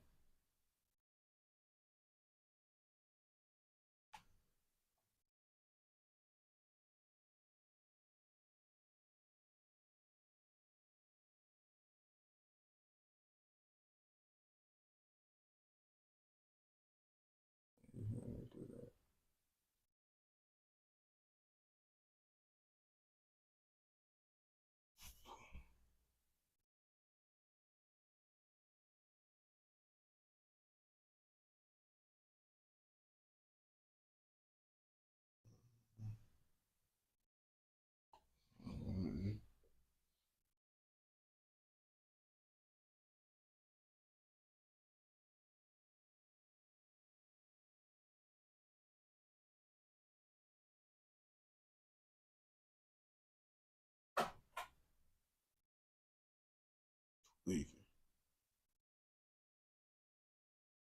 But nah, chat. It's 3.